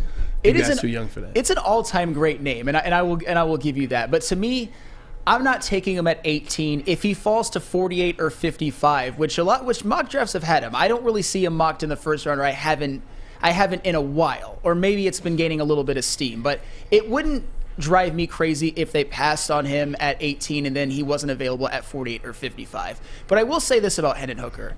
He was a damn good college quarterback. Yeah, he was. It wasn't just last season. In his 2 seasons at Tennessee, he was a transfer from Virginia Tech. A combined 58 touchdowns and 5 interceptions. That's a touchdown to interception ratio of almost 12. And we talk about how he played in the SEC, played some of the top-end competition. You look at how he played against Alabama last year. He lit him up for 5 touchdowns. This was a defense, an Alabama defense that had Will Anderson and Brian Branch, 2 first-round draft picks, one the best defensive player in the country, and 2 players that I think the Lions wouldn't mind having. We wouldn't mind having on our team. Didn't know it that day. Right. Players that, because Hendon Hooker made him look absolutely silly. Along with Jalen Hyatt, he was a damn good receiver too. But that was a damn good combination. He's obviously got the size, he's got the arm. He's a little old, and he's coming off of an ACL. But he's what does old mean? Like, Sam, like they say old. Now, Hendon Hooker would be 26 when 26. He'll be 26 when the season starts, I think. Yeah, I think so. All right, he's 26. So the average quarterback now is drafted 21. So he's 5 years older. I think a lot of guys are 22. I was 22 when I was drafted. So 4 years. He's a pocket passer. It's not like you're talking about a running back who's 26 who would have 1 year left. It's not like you're talking about a position where you come in and, oh man, like 31, we got 5 years to get this out of you. You're talking about a position in quarterback where, I mean, Aaron Rodgers is in year, we got drafted the same year, 05. He's in year 16, 17, 18. He's in year 18. You know, you're talking about Tom Brady, who just played his last season, 45. Yep. Now, you're talking about a quarterback that has mobility, but he's not a mobile quarterback per se. He's a guy that can get in and out of the pocket, knows how to step up, step back, step right, step left, and get rid of the ball. That's not that big of a deal that he's 26 when the season starts. You add 10 years onto that. You give me 10 good years, I'm good with that. And now you add 5 more years. He's still only 41 when it's all said and done. And now that's 15 years. 26 isn't that old considering the position and how he plays it. Now, if he's a 26-year-old Lamar Jackson, Well, that's like having a 26-year-old running back. But he's not a 26-year-old Lamar Jackson. He's a 26-year-old pocket passing quarterback. It's not that old. Absolutely. I mean, he used his running as a supplement. He was a true drop-back pocket passer. Fletch, what do you got? If anybody's concerned about that injury, too, I'd just like to point out that one of the guys sitting on the desk right now tore his ACL and still continued to play. I would also like to say that Fletch. Only reason why he even tore his ACL was because that Tennessee O-line was not protecting him. This Lions offensive line will take him somewhere. He will be able to throw that deep ball. Jamison Williams will make amazing catches. They're built for him. He can run, yeah, for sure. I don't need him to run. Nobody needs him to run. And I'll tell you what, Fletch, you brought up a good point, because if you're talking about a young quarterback, and when we can argue with the Lions whether they need a quarterback, you obviously have Jared Goff under contract for 2 more years, but he's cheap for 2 years, but he's not going to be cheap, and they might have to extend him sooner if that's what they want to do. But you're talking about if you want to bring a young quarterback, this is a damn good situation to do it. You're going to be protected by an offensive line. You're going to presumably have a good running game, at least with David Montgomery and DeAndre Swift. Next year, you got weapons, Amon-Ra St. Brown. We'll see if Jamison Williams develops. I think that he will. It's a good situation for a young quarterback, especially a quarterback who was highly productive in college. We're not talking about an Anthony Richardson or a Will Levis who are both raw as hell, and both they're not sucked. in his class. They both sucked in college. Hendon Hooker was actually a damn good college quarterback. He probably would have won the Heisman over Caleb Williams if he didn't get hurt. They didn't have anybody to give the Heisman to last year. Like, Caleb Williams came in at a very good time where they had to play Utah again in the Pac-12 championship. They ended up beating them in the or they lost to him Pac-12 championship, but he played outstanding. They didn't have anybody to give it to. Blake Corum hurt. Hendon Hooker hurt. Bryce Young losing. Stetson Bennett IV. Give me a freaking break. They didn't have anybody to give the Heisman to, so Caleb Williams stepped up right at the perfect time. That award last year was Hendon Hooker's. It was Hendon Hooker's. It would have been if he wouldn't have gotten hurt. You mentioned, and then Blake Corum, and then he get injured. Blake Corum, and then Bryce Young, we forget, he even missed, I think, a game or two. And we saw when he did miss, when they had their backup Milroe in, they almost lost to a horrible Texas A&M team. Yeah, it's going to be interesting because he's a starter this year. He just looked like DK Metcalf playing quarterback. Like, that's what he looked like. He was huge. He was fast. Like, all I saw him do was run and throw the ball like Anthony Richardson. And I'll tell you what, if Jalen Milroe is the quarterback for Alabama, it might give a little bit of a window for Michigan to sneak into the national championship party. But we'll talk about that later before we go to break. Alabama got 7 5 stars in this class. I know. Just throwing that out there. I understand that. But stop breaking my dreams. I'm sorry, man. It's all right. It's all right. But JB, I want to get your thoughts really quickly on Hendon Hooker. We went around the room. JB, I don't even want to talk about whether it's at 18 because I wouldn't want him at 18, but maybe you would. But what are your overall thoughts on Hendon Hooker, and would you want him as at least a quarterback for the Detroit Lions getting drafted this year? To just have that rookie, quality backup, I would love it, but I'm still not taking him at 6 or 18. If he falls into the second round and we have that pick available right there, of course, I'm taking him the second round. I don't think at 18 you need to reach and take a QB that early, especially one that's not going to be a top 3 QB that you really truly deeply wanted. So I think there's more options there at 18 that you can look around and see better value that you might need. Maybe that Bijan Robinson or another corner or defensive lineman or linebacker. You never know, but I'm not taking him at 18.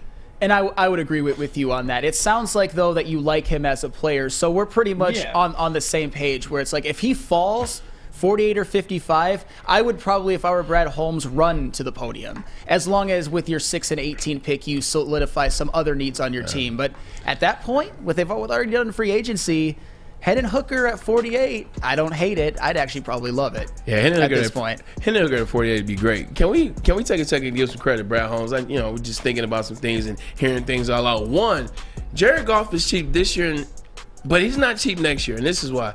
He's $31 million this year. He's $33 million next year. I'm not talking about the 33. Jared Goff makes it through this season, and there's another damn good season for the Detroit Lions. Like, they host a home game. They host a playoff game. They win said playoff game. They're maybe even win the second game, or they're in the second game. Jared Goff's not playing next year for $33 million. Jared Goff ain't gonna make it to next year because Jared Goff right now he's doing the Lions a solid because the Lions are letting him a solid, and this is where I give Brad Holmes the credit. Look at where the market is right now for quarterbacks. Look at what Derek Carr just got. Look at what Aaron Rodgers is about to get. Look at what Daniel Jones just got. Look at what all these quarterbacks are getting, and quarterbacks, by the way, that these teams don't even necessarily believe in. You're like, Daniel Jones, Dak Prescott. Yeah. So we'll call it spade a spade. The fact that Brad Holmes was able to bring in Jared Goff in this deal for 2 years, pay this man $30 million, well, 3 years now, this will be third year, 30, 31, and 33, as they're trying to figure out and get themselves right. I'm telling you, man, I find a new reason every day to pat Brad Holmes on the back. Oh, thank God that we have Brad Holmes 100%. as our GM. 100%. Coming up next, we're going to talk about a topic that I know is one of Braylon Edwards' favorite. A wide receiver just got signed by a certain team.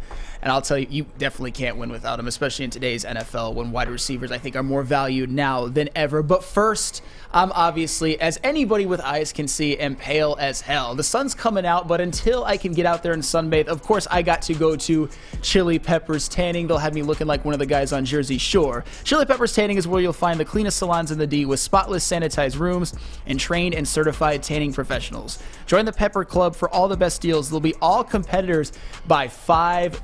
$5, absolutely. Don't forget to pick up Australian Gold, Designer Skin, Caltan, and Swedish Beauty Lotions. ChiliPeppersTanning.com. The hottest bulbs, Fletch. The hottest deals, the darkest tans, your vitamin D headquarters. 27 locations and more on the way. It's Chili Peppers Tanning.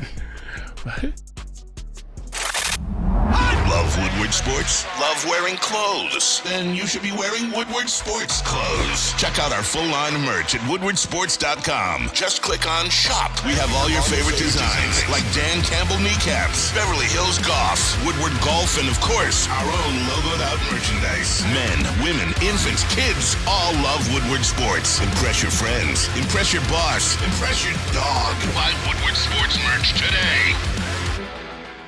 Introducing the Planet Fitness Guide to getting that post-workout glow. Step 1. What's your why? More epic energy? Better sleep? Blow off steam? Step 2. Join Planet Fitness for just $10 a month and get moving in our clean and spacious clubs. Step 3. Bask in that post-workout glow.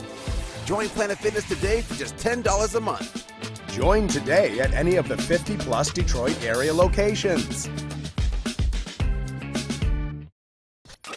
A ton of fun, a ton of sports, and a ton of man-meat. Welcome to the Woodward Heavyweights, live daily 5 to 7 p.m. on Woodward Sports.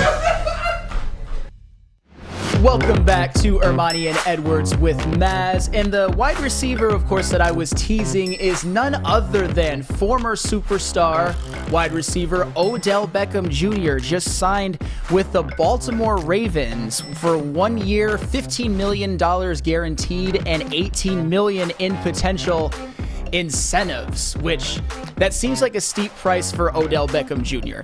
And I know what Odell Beckham Jr.'s reputation has become in recent seasons. Obviously, he was really great for the Los Angeles Rams during their Super Bowl run, catching 5 touchdown passes in the regular season, and then being absolutely dominant as their second wide receiver in that Super Bowl run. They don't win the Super Bowl without Odell Beckham Jr. Even though he got injured in that game, he caught a touchdown pass earlier in that game. But people forget how great Odell Beckham Jr. was. In his first 3 seasons with the Giants, he was a Pro Bowler every single year. In his average year, 96 receptions, 1,374 yards, 12 touchdowns, while playing only 14 games per season. He had a couple more 1,000-yard seasons. He had an additional one in New York and one in Cleveland. And Odell Beckham Jr., the only reason, in my opinion, and I think factually, why he's not looked at as a future Hall of Fame lock receiver is because his career has been derailed by injuries. His 4th season, he had a broken ankle early on in the season, and then he's had 2 torn ACLs since then, which has cost him hella games. It cost him this whole season this past year. You talking about my man OBJ? Odell Beckham Jr. Did we start talking about OBJ? I know. I feel like I shouldn't talk about Odell Beckham Jr. without having former wide receiver Braylon Edwards in the room. So let's talk about what he could potentially mean to the Baltimore Ravens and Lamar Jackson. First of all, let me tell you how box office OBJ is. So we're going to put some respect on OBJ's name, because I think what happens is You get away from New York, you get Cleveland, you get the injury at the Super Bowl, you miss a year. People forget about how good he was. His first 4 years in the NFL, before Justin Jefferson and before Jamar Chase broke the record, no one had, well, technically they haven't broken it yet, but Justin Jefferson definitely already had broken the record. No one had more yards, no one had more catches, no one had more touchdowns, including Randy Moss. My favorite receiver of all time. Jerry Rice is the best football player of all time. Randy Moss is the best wide receiver, including Randy Moss. Odell Beckham was must-see TV. Even with how good Justin Jefferson is, even with how good Jamar Chase is, they don't score touchdowns at the output that OBJ was scoring touchdowns. OBJ was in the end zone every game. All right, I just had to get my excitement out there, man. Like, people forget how box office he was in those first 4 years. I mean, I mentioned it earlier on that his average season, his first 3 seasons, 96 receptions, 1,374 yards, and That's 12 bonkers. touchdowns. Every single season of his first 3 years, he had over 10 touchdown catches. And in his rookie season, he had over 1,300 receiving yards in 12 games, which, if you equate that over a 17-game season. Say that again for the people in the back. In his rookie season, Odell Beckham's rookie season, he might have had the greatest rookie season of any wide receiver ever, including Randy Moss, had 1,300 receiving yards in 12 games. He started off the season hurt. And obviously, we're not saying that Odell Beckham is what he once was. He's had a lot of his career sort of ruined by injuries. Right. But what he could bring to the Baltimore Ravens, I get that the contract is, well, I'm going to go to you, Braylon Edwards. What could Odell Beckham Jr. bring to the Baltimore Ravens, and even Lamar Jackson? Swing this conversation over to me, Flannel Absolutely. Sam. All right, Flannel Sam. This is what I would tell you. One, how the hell they got $18 million to give Odell, but they can't find money to get Lamar Jackson? I'm still confused about that. That's the first thing I thought about. Where is the cash for Lamar Jackson? I digress. This is a play. This is a good play by them. And this is why it's a good play by them. Lamar Jackson ain't playing for another team. Like, the people out there that have the hopes of maybe it's Atlanta, and maybe Atlanta comes in the 24th hour with 2 first-rounders, and then they're going to pay Lamar Jackson $200 million. Or maybe it's the Patriots. Maybe Bill Belichick is going to change his tune, and he's looking for a way to get his team back going. Or maybe it's the Baltimore Ravens, ladies and gentlemen. He's going to play for the Baltimore Ravens. Nobody in the NFL is going to attack. Is going to attack the Baltimore Ravens and give them the 2 picks, take OBJ, go against the coalition, which is all 32 teams. They're going to allow Lamar Jackson to play this 1 year under $37.5 million. So what that has to do with the Baltimore Ravens, they're like, we got to make him as comfortable as he's going to be, because we got to make it so he doesn't sit out. This move right here, this is called, Lamar, please don't sit out on us. Because we just don't feel like dealing with the backlash all year. We don't feel like dealing with you not being out there. We're a better team when you're out there. Now, we will go without you, but it's much better if Lamar Jackson is comfortable. It's much better if he feels like we're bringing in players to help him. Odell Beckham isn't the player he used to be. Still a damn good player. He's not the player he used to be, but you know what? He's still Odell Beckham. He's going to sell jerseys. He's going to keep people in the seats. He's going to make Lamar Jackson go to the club and post pictures when he doesn't go to the club and post pictures. So this already is a win for the Baltimore Ravens, because now Lamar Jackson's like, I'm going to end up there. Do I really want to sit out? Because he runs the risk, if he wants to stay so locked into his guns. Look, this is the part of the show where I start going down, Fletch. I'll adjust after the camera's off. But this is a time where Lamar has to look at it like this. If I try to go the Le'Veon Bell route, although people like me, when you sit out, fans go against you. It doesn't matter who you are. When you sit out of a franchise, the fans will go. Even the most loyal fan that followed you from LSU, he's now a Baltimore Ravens fan, and he's going to be pissed that you're doing it. So you sit out for a year, you run that Le'Veon Bell risk. And so this is why this is a win for the Ravens. You bring in a player, Odell Beckham, that can still play. Odell's still box office. Like, if Odell's playing, I'm tuning in. It is what it is. If Odell Beckham's planning on watching the game, he's box office, he's still damn good, and he's had a year plus off by the time the season starts. This is a good move for him to get Lamar Jackson into camp and into the season in September, not sit out the whole year. And we talk about Odell Beckham Jr. like he's a guy that was only great in sort of ancient history. But we talk about in 2021, and I know this was one torn ACL before that. He had tore it in the Super Bowl, obviously. In 2021, the Los Angeles Rams do not win the Super Bowl without Odell Beckham Jr., especially for the contributions he made in the playoffs. In 4 playoff games, they don't get to the Super Bowl if it ain't for OBJ. 100% don't. And what did he do in the Super Bowl before he got hurt? 2 catches for 52 yards, including a huge touchdown. And I don't know. I really like Odell Beckham Jr. Odell Beckham Jr. And we're talking about the Baltimore Ravens. This is a team that I know part of it is system. And obviously Lamar Jackson has had Mark Andrews as his favorite target, who's one of the best tight ends in the NFL. But in 2022, do you know how many receiving yards his leading wide receiver had? I know how many they had as a collective, 1,564. But the leading receiver, who not named Mark Andrews had 458 yards. Duvernay? Duvernay was second. I forgot who the guy. Bateman? No, it actually wasn't Bateman. I'll have to look up who it was. How you 1 and 2? Not even 1 and 2. Yeah. Ravens stink. And then in 2019, his MVP season, Lamar Jackson was obviously great that year. But even that year, his leading receiver had 584 as far as wide receiver. Yeah. Not like Mark Andrews, obviously, but 584 yards. That's not good.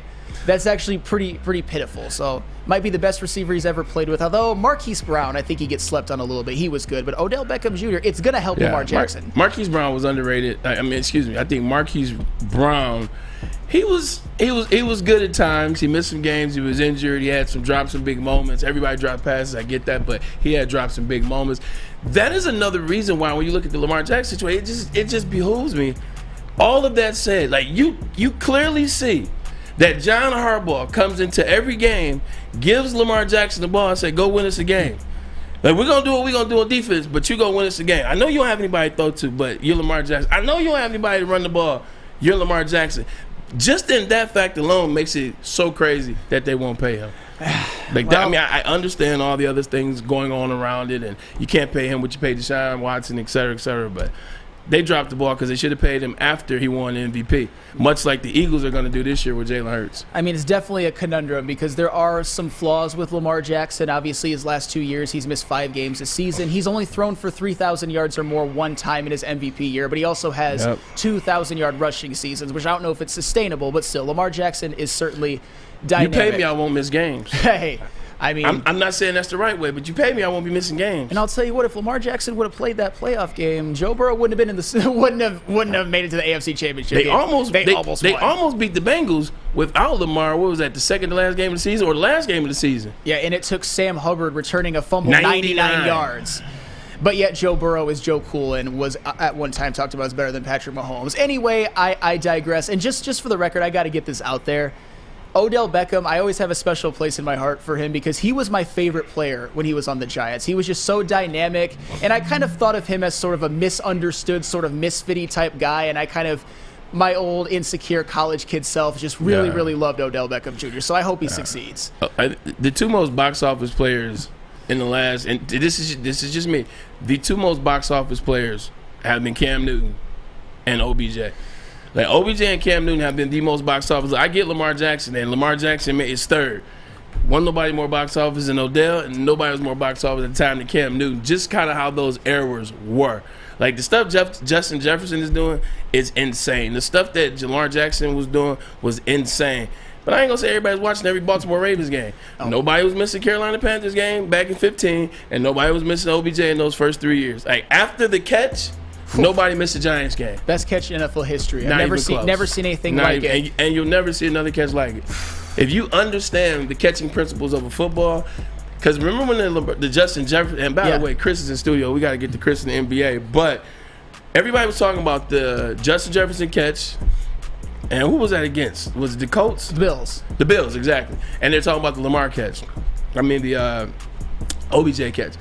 The one with Justin Jefferson, freaky catch. Like, it's insane. Like, the focus, the concentration on being able to catch that ball was like kind of the same as like Edelman in the Super Bowl, being able to stay with that. Like, that concentration was ridiculous. The active skill of catching a football was never more on display than the Odell Beckham catch. That was all skill. Oh, yeah. Best catch I've ever seen. And as a former wide receiver explained it, he backed me up on that. So I appreciate the validation, of course. But yeah, like Braylon Edwards said, we have a special guest in the house, one of my good friends, Chris Platte from the Woodward Heavyweights. But first, I got to tell you about Guardian Alarm. We got to get to a break. It's a new year. Let Guardian Alarm offer you customized solutions from real experts. Our professional technicians take the time to recommend security and automation solutions specific to your needs. 24/7 professional monitoring. Call us anytime, day or night, and know that a Guardian team member will stay on the phone as long as needed. Technology backed by people. Your safety and security deserves technology that's been proven to work and people who have been proven to care. Call them at 1-800-STAY-OUT. 1-800-STAY-OUT. Guardian Alarm. Can't get enough Woodward Sports content? Head over to woodwardsports.com right now for up-to-date sports articles and great entertainment news. We have the best writers, bloggers, and coverage all at your fingertips. Head to woodwardsports.com right now to experience all Woodward Sports has to offer. The Sports Marketing Agency would not be who we are without great community partners like Higuera Health and Carol Zuniga.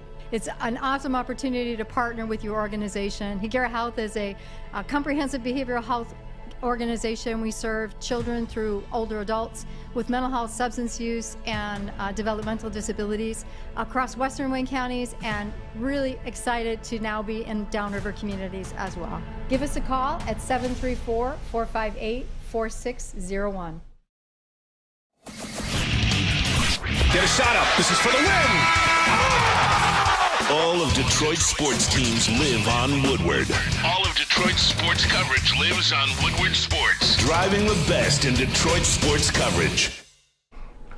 Seafood Fest is back at Big Boy. Catch it while you can until Monday, April 17th. Some favorites like shrimp Alfredo, shrimp stir fry, and the new fish sandwich. Go to your local Big Boy today. Don't forget the all-you-can-eat fish fry buffet this Friday night. We will see you this Friday at Big Boy. What? Welcome back to Ermanni and Edwards with Maz. And as we mentioned before, it is my pleasure to introduce the one, the only, the great Chris Platte from the Woodward Heavyweights, one of the smartest Pistons minds in the room, someone that I go to when I have basketball questions. And Braylon Edwards, I know that you have some burning ones that we were talking about over break.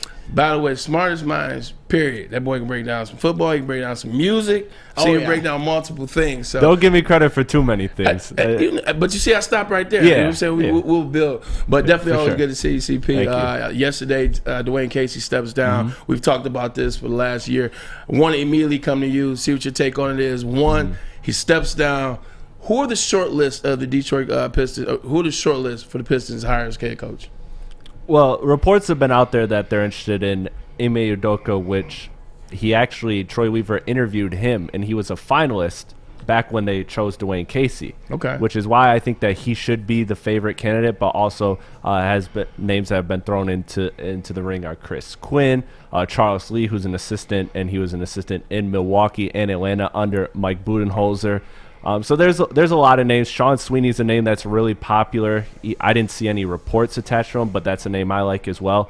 So there's a lot of options for the Pistons, and of course, I believe Nick Nurse is going to be available as well, and I wonder if that will be brought into the fold, if that's something that interests Detroit as well. Kind of a full circle moment, replacing Casey again. But no, there's a lot of options, and Detroit should feel good about it because I believe there's a lot of quality candidates. The question is, does Tom Gores want to really win right now and go with the veteran head coach, or does he want to take a chance on a first-time head coach? Because those are hit or miss. Yeah, those are they're very hit or miss. You can either strike gold or you can flail out. So it's going to be interesting to see what Tom Gores and Troy Weaver come up with there. But I like Udoka personally. That would be my pick. Yeah, I like Udoka too as well. I mean, obviously, it's hard not to like a guy that gets in 1 year gets his team to the finals and actually is pretty much in a position to win the finals if the Golden State Warriors don't have a guy by the name of Steph Curry being making 8 threes a game. But also with that, it's the fit. It's the fit for me. You know a little bit more about the basketball scene than I do, a lot more, to be honest. What coach would fit this system? Because you got to look, the Detroit Pistons are the second youngest team, I want to say, in the NBA. A lot of young players still trying to decide, what do you want to do with Killian Hayes? I know they picked up his option, but moving forward, what is his role? Obviously, we're trying to get you-know-who at number 1, and then Cade and Jaden. what coach would fit that system, I would ask you. Yeah, and that's where I go back and forth because truthfully I'm still trying to figure it out because you have the player coach like Ime Udoka, a guy who's just going to make those players play hard every single night. That was a big thing with Boston. Brad Stevens was a great X's and O's coach, but didn't necessarily bring the best out of his players. And now you have a situation where you could have a player or a coach like that, or Nick Nurse, who's known as just a tactical genius and does a lot of X's and O's stuff right. So it's about what kind of coach do you believe is best for a young core. And I believe Ime Udoka because it's got to be a coach that can reach the players. And also another reason why I really like Ime Udoka is obviously one, you get the cosign from Popovich. Anybody coming from the Popovich tree, I'm willing to roll the dice on because I feel like that's not even rolling the dice. I feel like that's playing with house money. But then you got to also factor in the big thing about Troy Weaver when he brought in Jeremy Grant was it wasn't just that he was bringing in Jeremy Grant. It's that he was focused on, and Jeremy Grant said this, that Troy Weaver wants to have the importance of a black voice in the locker room.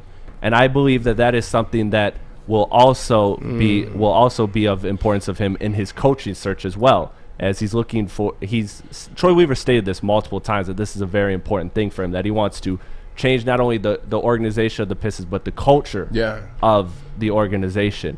And so I believe that makes him a good choice and one where I would pick him. But a guy like Nick Nurse, you can't go wrong with. Sean Sweeney, who again was a guy who worked with Luka under Jason Kidd and the Mavericks, and also Giannis in Milwaukee under Budenholzer. So he's a guy who's experienced with a lot of great players, and all of the great players, both Giannis and Luka, have said a lot about him. So yeah, you know what? For those people out there, that I'm throwing over to Flannel Sam, but I understand what Troy Weaver means by that, and I'll just kind of break it down for. It's not a race thing. It's just the fact that if you look at where their facility is, it's right on the West Grand Boulevard. That is in the middle of Detroit. It's all black people over there. You look at downtown Detroit. You look at this city. You look at the bulk of the makeup of the team. It's all black players. So it's a black player in a black city. So I think that's the reason why he wants a black voice, to kind of be able to understand that. That's all. It's not a race thing. Go ahead. Yeah. All right. So Chris, as you know, I really respect your opinion when it comes to NBA basketball, and we don't get to talk as much as we used to. So I got to ask you this. This is more of a macro question, not just about Dwane Casey. Mm-hmm. Is Troy Weaver on the hot seat? I think he is a year away from the seat getting warm, because you look at Troy Weaver and what he's done. He has specifically structured deals with short-term deals that have led to this moment of cap space. This summer you have a brand new coach, you have $54 million in cap space, maybe more if you can do some more maneuvering, a top 3 pick, hopefully we'll see how the lottery ball plays out, but you have a top 3 pick in what should have 3 transcendent players in this draft, bare minimum, as a consensus. So you have those things. Scoot. Yes. And Brandon? Yeah, and Brandon. Okay. So those are looking at the top 3 prospects, all looking at face of the franchise. Plus you have Cade Cunningham, supposedly the healthiest he's ever been. Young internal improvement from Jaden Ivey and Jalen Duren. There's no reason, I've said this before, that the Pistons can't make one of the biggest jumps in NBA history. And I'm not saying that in terms I'm not saying that in terms of just getting to the playoffs and winning and being a competitive team overnight. I'm talking about, you look at the Philadelphia 76ers, I believe it was a 2017-2018 season. They went from a 28-win team the year before to 52 wins. That's a 24-game improvement. Yes. Yeah. And so you look at that, and why can't the Pistons win 24 more games, which would put them at 40? So, again, you're not in the class of 50 wins where you're a really good team. I still think the Pistons are at least a year away from that if all things go right. But if you nail the coaching hire, you can get 2 very good role players, wing players, in free agency, if not more, plus a high draft pick, plus internal growth. How does that not add up to an extra 15 to 20 wins bare minimum for this team? I don't think that's crazy to ask, especially when you're coming from the basement. It's easy to improve from the basement to the ground floor. You know, I think that's what the Pistons can do. I hope that you're right, because there are a lot of ways in which they can improve. They're probably going to get a top 3 pick. Hopefully it's number 1. Hopefully it's top 3, by the way. Boyan's coming back. Cade Cunningham. Him being out is definitely the reason why they were as bad as they were. But another one of the reasons, and I want to talk to you about this, Chris. One of the things that I think has hurt their rebuild was that 2020 draft. I think it's aging more poorly as time goes on. Sadiq Bey, a guy that started out hot, traded. Killian Hayes. I know we talk about his breakout season, but his shooting percentage is 37.7%, worse than his rookie year. 3-point percentage, 28%, even in Isaiah Stewart. I think one of the reasons why he was thought of as maybe being a viable player is he could develop into a stretch 4, stretch 5, but his 3-point percentage was 32.7%, which isn't good enough, and he's obviously undersized. Yeah. So that to me is, I don't know if this is really a question, but that to me is I was waiting for the question. I was waiting for the question. That's the one thing. Like, if you want to get to the question of is Troy Weaver on the hot seat, that is what put him there. Because the only gambles he made when he first took over this job in June of 2020 was to get 3 first-round picks, and he shot 3 shots, and they look like, if not blanks, not a lot. Not even a flesh wound at this point. Yeah. So you're looking at that. And remember, Troy Weaver, the thing that was sold on Piston fans when he was first hired was talent evaluation. So if your key skill is talent evaluation and you go 0 for 3 in a draft, I think that's something that, again, COVID may cut him some slack, but that's something that checkers the pass. And then, of course, you get lucky with Cade at number 1, and then Jaden Ivey and Jalen Duren, I think, were hits for him. So that's why, especially if they don't get a top 3 pick, Troy Weaver has to nail this pick, like undisputably nail it, and that is going to be a key in terms of how long he's here.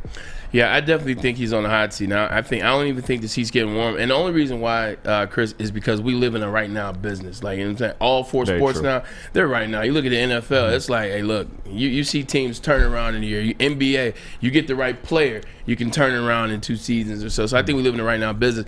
And that 0 for 3, year 1, it does not hurt. But all can be forgiven if we get Victor Wembanyama. Yeah. All can be forgiven. Talk about him real quick. Obviously, we're hoping, we're praying that we get number 1. I don't think anybody's won number 1, maybe as much since LeBron. Yes. Maybe I'm trying to think of another guy. Zion was 1, but I was always out. I was always out on Zion personally. But Anthony Davis, I'll give you Zion. Yeah. I don't think anybody's won since Zion, and maybe before even Anthony Davis. Anthony Davis, Zion, Cade Cunningham are the 3 most. Is Cade one of those guys? Cade was one of those guys. He was looked at as the prospect that's a tier below LeBron. Right. Victor Wembanyama is the only prospect I've ever heard them say could be better than LeBron. That's where I was going with, because that's where I was going. Victor Wembanyama, if the Pistons don't get Victor Wembanyama, can they have success? And the only reason why I asked that question is because Brandon Miller, he's a damn good player, but we have 3s already. So it's like, if you don't get Victor, is the draft in trouble for the Pistons? Well, you could argue off rip that Brandon Miller is a better fit just because of Jalen Duren. Okay. But Victor Wembanyama and Jalen Duren I see as a very healthy partnership, just because Victor has shown great nimble feet. He's been able to switch out on perimeter. He's a great shot blocker when it comes to jump shots, which is a very useful skill in today's NBA. Like Chet Holmgren kind of was like, he's better at Chet at that, but Chet was able to do a more fluid version of that. And Jalen Duren is a center who doesn't really mind doing the dirty stuff, getting in, getting the rebounds, playing all the nasty stuff, and letting Victor do all of the free-flowing offense that he likes to run. So it's kind of like Houston like Houston Cougars in the 80s, or no, Houston Rockets. You had Ralph Sampson is and Jaden Duren. Hakeem would be Victor Wembanyama. Yeah, and so you can argue back and forth, but I personally, as a Pistons fan, and I think every Pistons fan should want number 1. I get the health scares of a guy that big, but the science that's going into this kid's body is unbelievable. I'm not saying that he's going to be the first big man to break that mold, but if there was ever one that I'd bet on him. This guy trains his feet every day so that he learned to run different, so that he puts different pressure points on his feet. The science that's going into this kid's body is incredible. So I get being scared of it. Man. But you should still want it, because wouldn't it just be cool, Detroit? Wouldn't it just be cool to have a prospect that's touted on the level of LeBron? Wouldn't it be cool to just have that, regardless of how it plays out? Wouldn't it just be exciting to have that kind of guy? A guy who, by reports, adds $500 million to your team's revenue day one before he even plays a game. Sheesh. I mean, this guy is sensational. Why would you not want it? You do, and that's why when you were talking about the Philadelphia 76ers that year, Sam, when he was talking, that didn't even sound right. Flannel, Sam, or Flannel, that sounds more right. But when Chris was talking about that, the first thing I thought about, well, they had Embiid. Embiid is one of those guys. You got to have one of those guys that you're excited about. Like, if I lived in Philly, I would be excited to go watch Joel Embiid. I would hate the rest of his team, but I would be excited to see him play. Victor Wembanyama will be that, and even more. So you're absolutely right. Well, and at the time, Ben Simmons was looking pretty good. Obviously, that hasn't aged. Who is that? Also, another cool thing about this is I was just listening to Bill Simmons and Ryan Lucillo on their podcast today, and you know who they picked as they picked as the number one destination for Victor Wembanyama? Detroit. Let's go. Like, the national pundits really are also rooting for Detroit to get this guy. Yeah. So I think it's a very cool time to be a Detroit sports fan, especially a Piston fan. I know, as grim as this season has been, I think there's a lot of reasons for optimism going forward within the next year, too, as long as you temper expectations. Again, I'm not saying 48 wins next season. I'm not even saying 40. Yeah. But can you get to high 30s? Absolutely. Absolutely. Isn't it crazy when people start talking positive about your town? People from out of your town want positive things to happen. Mm-hmm. You talk about the Detroit Lions, they're playing well. Now everybody's talking about the Lions. They want to see the Lions do well. Now Steve Eiserman's back in the fold with the Red Wings. They get excited. And now even they want the Pistons to get Victor Wembanyama. See what happens when you're doing well. Yeah, man. You know what, Chris? You made me feel a lot better about the Pistons prospects moving forward. Obviously, it was a tough season. Thank you so much for joining us. And if you guys want to see even more Pistons talk later, featuring my man Chris Platte, Spence, and Easy, and all kinds of sports topics, watch the Woodward Heavyweights from 5 to 7 p.m. Eastern. There is no bigger heavyweights fan at this network than myself. They are fantastic. Thank you, Chris, for gracing us with your presence. I will fight you in terms of the chat. Because out of all, the chats, the heavyweights chat is always on A1. It's unbeatable. It's chaos. Unbeatable. It's chaos. I don't know if you guys ever played Ready Player One. It's like the end of the movie where everybody's trying to get to the end and beat the game. Everybody's just doing everything in the chat. You got to check it out. Yes, but first I got to tell you about Custom Health Centers. Are you feeling tired, depressed, or unmotivated? Low sex drive, muscle loss, or belly fat? Testosterone optimization therapy is a safe and effective way to restore your vitality, confidence, and performance, and reduce heart disease. Visit CustomHealthCenters.com today. That's CustomHealthCenters.com.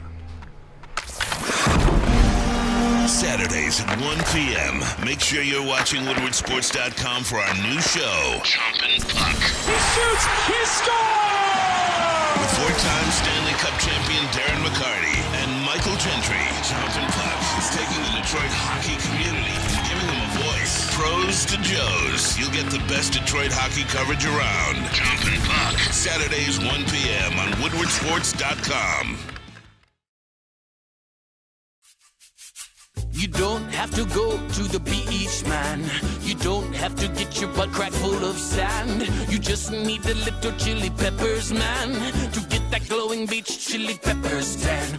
Join the Pepper Club for all the best deals in town. Plus, they will beat all competitors by $5. ChiliPeppersTanning.com. Hottest bulbs, hottest deals, darkest tans. Your vitamin D headquarters. You just need a little chili peppers, man. Introducing the Planet Fitness Guide to getting that post-workout glow. Step 1. What's your why? More epic energy? Better sleep? Blow off steam? Step 2. Join Planet Fitness for just $10 a month and get moving in our clean and spacious clubs. Step 3. Bask in that post-workout glow. Join Planet Fitness today for just $10 a month. Join today at any of the 50-plus Detroit area locations. We aren't quite sure if they consume more beer or sports. Either way, the heavyweights are here. Live on Woodward Sports, daily 5 to 7 p.m. Looking to elevate dinner? Choose Fairway Packing Company, family-owned and operated since 1956. Try their Burrata Blend Burgers, award-winning chop house steaks, or impress your friends with dry-aged Wagyu tomahawk steaks. See why the top chefs in the country choose Fairway. Visit their steak shop in Grosse Pointe Woods or order online to ship anywhere. Visit fairwaypacking.com for more details. Fairway Packing Company, source, cut, aged, packed to perfection. Final segment of the day. Man, this has really flown by because time flies when you're having fun, and I'm having fun filling in for the great Ryan Ermanni. I am Flannel Sam. Speaking of that, my mom just texted me. She says, "You're holding it down up here, big guy." Oh, my mom's the biggest fan of Woodward Sports Network, so she says you're holding it down. You've officially arrived, man. That is much appreciated. You have no idea.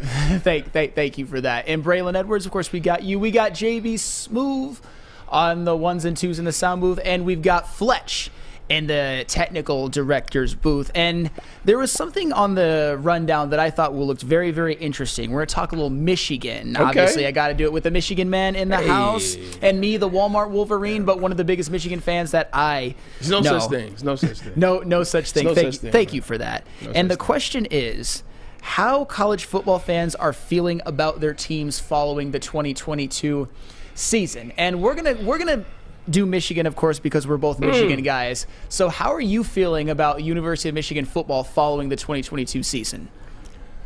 That's a trick question. See, you threw a curveball at me because you set me up. I'm thinking how am I feeling about the season coming up? You said, how am I feeling coming out of 2022? We lost again in the semis. We lost again in the semis. Freaking TCU of all teams, who then goes on to get beat by 700 to Georgia. So how am I feeling following 2022?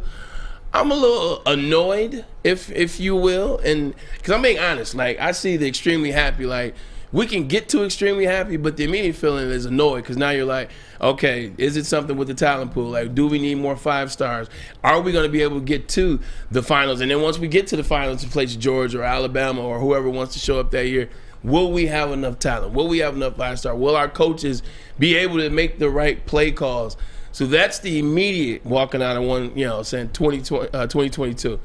But now that all that's over, I'm good. Like I like the signing of Jordan Davis. It's letting you know you're plucking one in Ohio. You're plucking a guy that's top 6 quarterback in the country, ESPN 300. You're taking him right at Ohio. He's not going to Ohio State. He's basically saying, I don't care about wide receiver I want to go to Michigan. I like the structure. I like that they're beating Ohio State.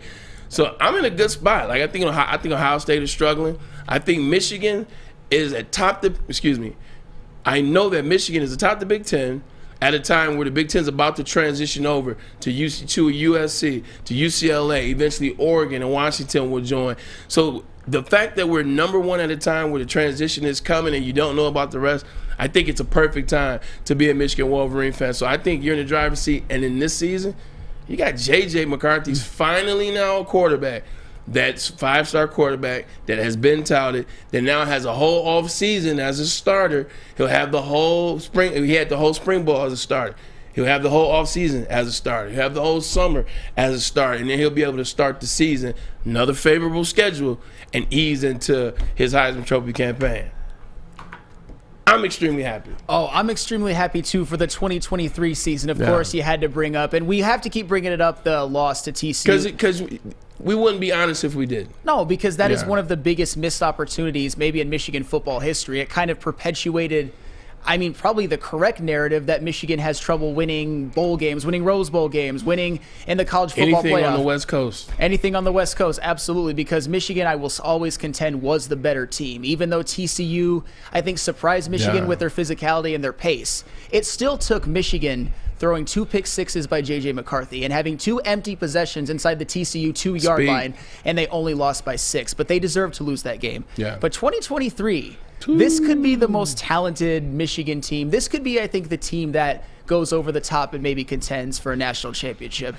Let me read off a list of players who are returning. Obviously, J.J. McCarthy, their quarterback. In the backfield, you got Donovan Edwards and Blake Corum, which is Donovan Edwards and Blake Corum. Donovan Edwards and Blake Corum. Boom, there it is. The best running back duo in the nation without a shadow of a doubt. Even at wide receiver, you got Cornelius Johnson and Roman Wilson. And look who really showed out in the Ohio State game? Cornelius Johnson had the game of his life. There you go. You look at the defensive backfield. Will Johnson, who was also a 5-star, is coming back. Mike Sandristil, who was a revelation, is coming back. That player right there. Ooh. That player right there is a special player. What he was able to do last year, Sam, in terms of, Flannel Sam, in terms of going from offense, going to defense, and making big plays in the Iowa game in the beginning. Making big plays in the Ohio State game. Making big plays in the TCU game.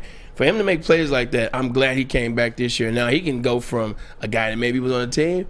he might have a shot at getting to the NFL. He's talking about like a 3rd-round pick. I think he is an NFL defensive back, and I never thought he was an NFL wide receiver. I often wonder, obviously it shows that he's played both, how great of an athlete he is, but why the hell was he ever a wide receiver? College is tricky, man. You bring guys out of high school and they play all types of stuff, man. You would be surprised if I tell you what position guys used to play before they actually were All-Americans. Oh, I'm sure you've got plenty of Charles stories. Charles Woodson's a running back and a quarterback. He was in Ohio, in high school. And even in the defensive backfield coming back, I'm not done. Rod Moore's coming back. R.J. Moten is coming back. You look at the offensive line, their best unit last year, or either that or their running backs. You got Zach Zinner and Trevor Keegan coming back. You've got Colston Loveland, who looks like he might be one of the better tight ends, one of the more talented tight ends I've ever seen at Michigan.